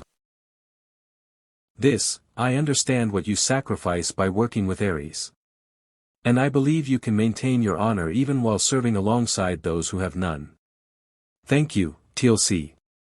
The Jaffa nodded and walked toward the Stargate, leaving Chief alone with Garshaw. "Selmak chose you," the TOC-RA said quietly. "Of all possible hosts, all possible allies, she volunteered to blend with a Spartan she'd never met. Do you know why? Because the mission required it. Because she believed in you. Believed that even stranded in an alien galaxy, surrounded by false gods and their slave armies, you would remain who you are, a protector." Garshaw's eyes glowed briefly. "Don't prove her wrong, Master Chief. Don't let survival cost you what makes you worth saving." She left, and Chief stood alone in the circle of stone pillars, the desert sun beating down on his armor. Cortana spoke after a long silence. "That went better than expected." "Did it? No one shot at us. That's usually the bar for successful negotiation." His AI paused. "Chief, are we doing the right thing? Working with Ares, balancing between factions, trying to play both sides?" "I don't know," Chief admitted. "But it's the only option that doesn't get us killed or imprisoned. So we make it work. Even if it means compromising principles." "Principles don't matter if you're dead. Survival first. Then we worry about principles." But as Chief walked back to the Teltac, back to Ares and the Olympus Mons, back to a life of uncertain loyalties and dangerous alliances, he couldn't shake Garshaw's words. "Don't let survival cost you what makes you worth saving." It was advice he'd need to remember. Because in a galaxy of false gods and impossible choices, losing yourself was easier than dying. And Master Chief had no intention of doing either. 6 months after the dimensional rift closed, Master Chief Petty Officer John 117 stood in a command center that shouldn't exist, a joint tactical facility built on a moon orbiting a planet called Tegria, operated by a coalition that would have been unthinkable when he first arrived. On one side of the tactical display, SGC personnel in their standard-issue uniforms, led by Major Samantha Carter, who'd been promoted after successfully reverse-engineering parts of Chief's shield technology. On the other, TOC-RA operatives providing intelligence on System Lord movements. And standing at the center, coordinating both groups with uncomfortable efficiency, Jaffa warriors wearing armor marked with both Ares' symbol and the emblem of the Free Jaffa movement. Chief himself stood at the primary tactical console, his Mjolnir armor showing the scars of 6 months of combat in a galaxy that didn't know mercy. Ares was present via hologram, his image projected from the Olympus Mons, which maintained position 3 light-years away, close enough to support operations, far enough to avoid making Earth's allies nervous. "The intelligence is confirmed," Carter said, pulling up orbital scans on the display. "Goa'uld has constructed a weapons facility on Erebus capable of producing enhanced staff cannons at 10 times the normal rate. If he completes production, he'll be able to outfit his entire fleet with weapons that can penetrate standard Hotak shields with a single volley. Which means every system lord becomes vulnerable," Ares noted, his holographic form studying the readouts. "Including me. Goa'uld seeks to upset the balance of power, make himself untouchable while forcing the rest of us into submission or alliance under his banner. Can't let that happen, Chief said. What's the facility's defensive status? 3 Hatak motherships in orbit, estimated 10,000 Jaffa ground forces, and automated defense systems that include the same shield technology Goa'uld used against us at. Give me 30 seconds. We don't have 30 seconds. Then make some. Chief turned to his team. Suppressing fire. Everything you've got. Keep their heads down while Cortana works. They opened fire. MA-5B rounds, staff weapon blasts, Zatnik-Tel discharges, every weapon the team carried unleashed simultaneously. The Jaffa defensive line staggered under the assault, warriors taking cover, their return fire disrupted. Got it. Cortana announced. Teltac powering up. Boarding ramp lowering. But Chief, Goa'uld's forces are sealing the bay. You've got maybe 90 seconds before they lock down every exit. Everyone, move. Chief led the charge across the bay. His shields collapsed under concentrated fire. A staff blast grazed his shoulder pauldron, another scarred his chest plate. One of the SGC Marines, Private Rodriguez, took a hit and went down. Ragnar grabbed him without breaking stride, carrying the wounded Marine toward the Teltac. They reached the boarding ramp. Chief turned, providing covering fire while his team loaded. The Jaffa were regrouping, preparing for a final assault. Then Ares' voice crackled over Chief's comm, "Spartan, my forces can't hold much longer. Goa'uld's Hataks are breaking through. You need to extract now." Working on it. Chief fired the last of his MA-5B magazine, dropped it, drew his pistol, and put down 3 more Jaffa before the slide locked back empty. Cortana, get us airborne. The Teltac's engines roared. The ship lifted off the bay floor as energy barriers began forming to trap it. Thorin, who'd landed separately and reached the storage bay first, piloted with desperate skill, threading the Teltac through the narrowing gap. They made it with meters to spare.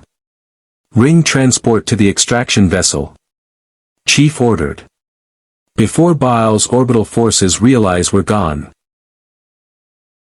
That's when the plan fell apart. Alarms screamed across the facility. Emergency lighting activated. And through his helmet's external audio, Chief heard Goa'uld's voice, amplified across every speaker, "Intruders detected in Sector 7. All forces converge. The one called Master Chief is here, kill his team, but bring him to me alive. I have questions for the warrior from another universe." He knew, one of the SGC Marines, Sergeant Chen, breathed. How did he know? Doesn't matter, Chief said, already moving. New plan, we fight our way out. Cortana, fastest route to the storage bays. Through approximately 200 Jaffa warriors who are currently mobilizing to kill you. Chief, this is bad. I've seen worse. When? Installation 04. The library on Installation 05. High Charity. Trust me, this doesn't crack the top 10. They ran, Chief leading, his team following in tactical formation. Jaffa forces converged from multiple directions. Staff weapon fire lit up the corridors. Chief's shields took hit after hit, collapsing twice but recharging during brief respites as his team provided covering fire. A Jaffa squad tried to cut them off at an intersection. Chief went through them like a battering ram, Mjolnir armor's mass and Spartan augmentation combining to create unstoppable momentum. The Jaffa scattered. Some didn't get up. Storage bay ahead, Ragnar called out. But Chief, it's heavily guarded. Through a viewport, Chief could see the bay, a massive chamber filled with confiscated ships, including 3 Teltacs that would serve as their escape route. Between them and those ships, at least 50 Jaffa warriors in defensive positions. Cortana, can you remotely activate one of those Teltacs? Already on it. I've accessed the facility's ring transporter network using code Cellmax memory provided. Tartarus. Carter pulled up tactical projections. A frontal assault would require at least 7 capital ships and result in unacceptable casualties. Then we don't do a frontal assault, Chief said. He manipulated the tactical display, highlighting sections of the facility's structure. Cortana, based on the schematics, where's the facility's primary power generation? Subterranean Nequata reactors, approximately 200 meters below the surface, his AI replied, projecting her avatar onto the display. Heavily shielded, but the coolant systems vent to the surface through these access points. Red markers appeared on the hologram. Disable the cooling systems and the reactors will overload within 4 hours. Causing an explosion that destroys the entire facility and everything in orbit, one of the Takare operatives, Malek, who'd helped Chief escape the Olympus Mons, observed. But accessing those vents requires penetrating Baal's ground defenses. Even with ring transporter insertion, we'd face overwhelming forces before reaching the objective. Not if we create a diversion, Chief said. Ares, how many death gliders can you commit to a raid? The System Lord's hologram smiled. For an operation that weakens Baal and protects my interests, I can spare 50 squadrons. But Spartan, even that many fighters won't occupy 3 motherships indefinitely. You'd have perhaps 15 minutes before Baal's forces overwhelm the diversion and return focus to ground defense. 15 minutes is enough. Chief turned to the assembled personnel. Here's the plan. Ares death gliders engage Baal's orbital defenses, drawing the Hotax away from the facility. SGC provides a Teltac cargo ship modified with the enhanced shields Major Carter developed. Takare operatives use their intelligence network to identify the facility's patrol schedules. And I lead a strike team, Mixed Jaffa, SGC. Tartarus. Carter pulled up tactical projections. A frontal assault would require at least 7 capital ships and result in unacceptable casualties. Then we don't do a frontal assault, Chief said. He manipulated the tactical display, highlighting sections of the facility's structure. Cortana, based on the schematics, where's the facility's primary power generation? Subterranean Nequata reactors, approximately 200 meters below the surface, his AI replied, projecting her avatar onto the display. Heavily shielded, but the coolant systems vent to the surface through these access points. Red markers appeared on the hologram.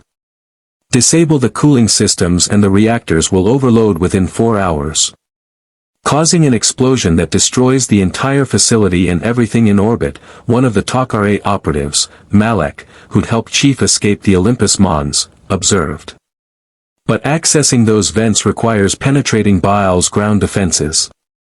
Even with ring transporter insertion, we'd face overwhelming forces before reaching the objective. Not if we create a diversion, Chief said. Ares, how many death gliders can you commit to a raid? The System Lord's hologram smiled. For an operation that weakens Baal and protects my interests, I can spare 50 squadrons. But Spartan, even that many fighters won't occupy 3 motherships indefinitely. You'd have perhaps 15 minutes before Baal's forces overwhelm the diversion and return focus to ground defense. 15 minutes is enough. Chief turned to the assembled personnel. Here's the plan. Ares death gliders engage Baal's orbital defenses, drawing the Hotax away from the facility. SGC provides a Teltac cargo ship modified with the enhanced shields Major Carter developed. Takare operatives use their intelligence network to identify the facility's patrol schedules. And I lead a strike team, Mixed Jaffa, SGC, and Takare, to infiltrate. Roles, identifying contingencies. By the end, they had an operation that was still risky but executable, assuming everything went according to plan. Which, as O'Neill had noted, never happened.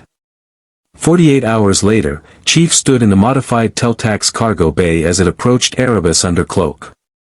His strike team consisted of 12 operatives, 4 Free Jaffa warriors trained personally by Chief over the past months, 3 SGC Marines who'd volunteered for the mission, 2 Takare infiltration specialists, and 3 additional personnel from various allied factions. It was the most diverse special operations team ever assembled in this galaxy. It was also held together by the thinnest thread of trust between groups that had been enemies months ago. Approaching insertion point, the pilot announced, a Tok'ra named Thorin who'd flown more covert missions than Chief had years of service. Death glider squadrons are engaging Baal's orbital forces. We have 12 minutes before defensive patterns re-establish. Chief checked his weapons, MA-5B assault rifle with recovered ammunition from a SGC armory that had been adapting UNSC technology, M60 pistol fully loaded, and a new addition, a Zat'nik'tel provided by the Tok'ra. His shields were at full capacity, his armor systems all green. Cortana, status. All systems operational. I've got schematics uploaded, patrol patterns memorized, and 17 different ways this can go wrong cataloged for your reading pleasure. Just keep the exit routes ready. The Teltac shuddered as it descended through Erebus's atmosphere. Below, Baal's weapons facility sprawled across a canyon system, a massive complex that combined Goa'uld aesthetics with industrial efficiency. Staff cannon emplacements lined the perimeter. Jaffa patrols moved in coordinated patterns. Energy shields covered critical sections. It looked impenetrable. Ring transport in 30 seconds, Thorin announced. Coordinates locked on the northwest ventilation shaft. Chief, once you're down, you're on your own until extraction. May the gods watch over you, though I suspect you'll do better trusting your own skills. Always have, Chief replied. The rings descended, and reality twisted. Chief and his team materialized inside a ventilation shaft exactly where intelligence had predicted, a narrow passage that ran beneath Baal's patrol routes, leading toward the reactor cooling systems. Move, Chief ordered, and the team advanced. They encountered the first patrol 6 minutes into the infiltration. For Jaffa warriors, standard patrol configuration, completely unprepared for a strike team appearing from an access tunnel that shouldn't have been compromised. Chief's team took them down in seconds, Zat'nik'tel stun shots, suppressed gunfire, and in one case, a free Jaffa warrior named Ragnar demonstrating hand-to-hand techniques Chief had taught him. The enemy Jaffa fell without raising an alarm. 7 minutes to diversion collapse, Cortana updated. Ares forces are taking heavy casualties but maintaining engagement. Baal's Hotaks are fully occupied. They reached the cooling system access points, massive conduits that channeled superheated gases from the Naquadah reactors to the surface. The Tok'ra specialists produced charges specifically designed to collapse the conduits without triggering immediate alarms. Set for 4-hour delay, one of them, Lantash, instructed. That gives us time to extract before the reactors overload. And ensures Baal can't stop the meltdown once it starts, her companion Malek added. Even if he detects the sabotage, the damage will be irreversible. The charges were placed. The team began their retreat toward the confiscated Teltac storage bays. The rings activated. The strike team materialized aboard a Tok'ra cargo ship that had been waiting in high orbit, cloaked and ready. The moment they were aboard, the ship jumped to hyperspace, leaving Erebus behind. 4 hours later, the Naquadah reactors overloaded exactly as planned. The explosion consumed Baal's weapons facility, the 3 Hotaks in orbit, and approximately 15,000 Jaffa warriors who couldn't evacuate in time. It was the single largest blow struck against a system lord by the Alliance Chief had helped build. It was also just the beginning.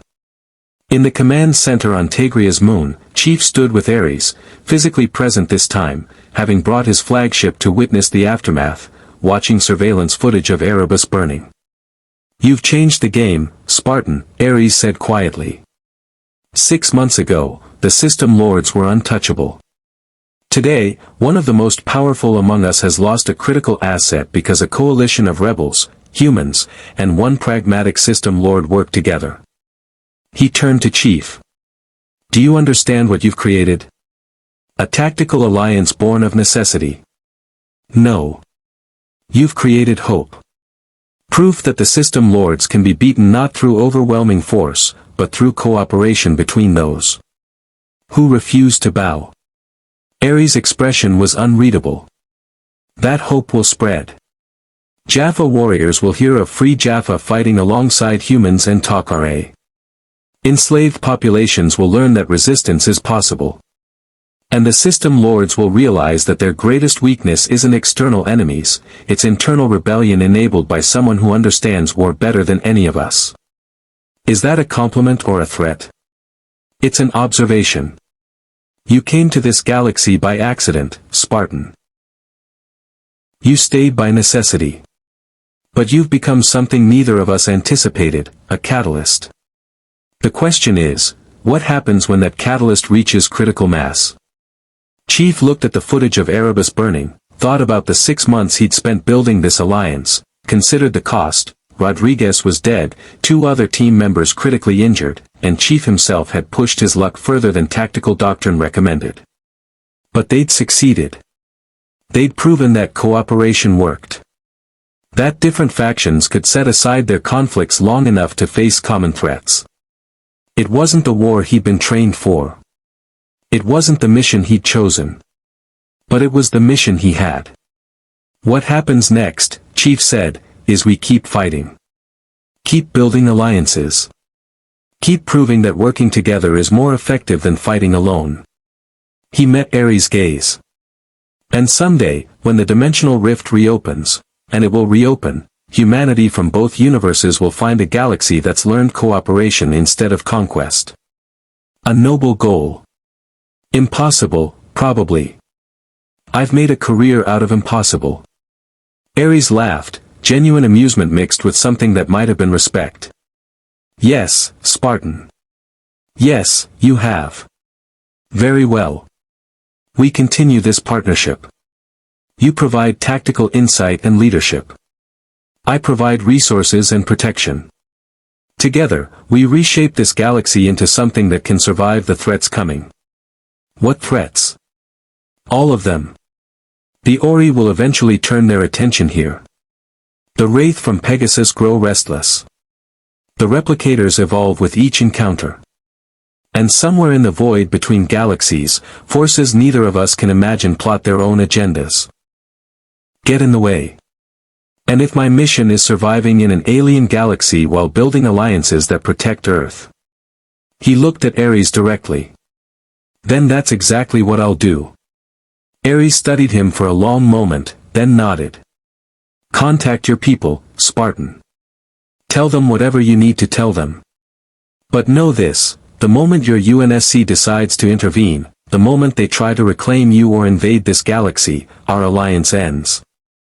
And you'll have to choose which side you truly serve. Let's hope it doesn't come to that. Hope, Ares repeated with a slight smile. That word again. You and the Tauri share that weakness, believing that optimism can substitute for power. But perhaps.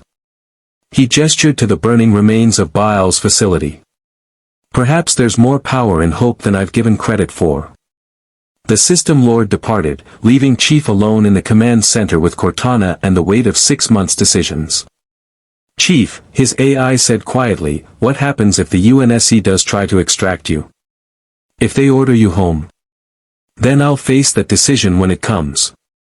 And if they can't reach this galaxy? If the rift stays closed and you're trapped here permanently?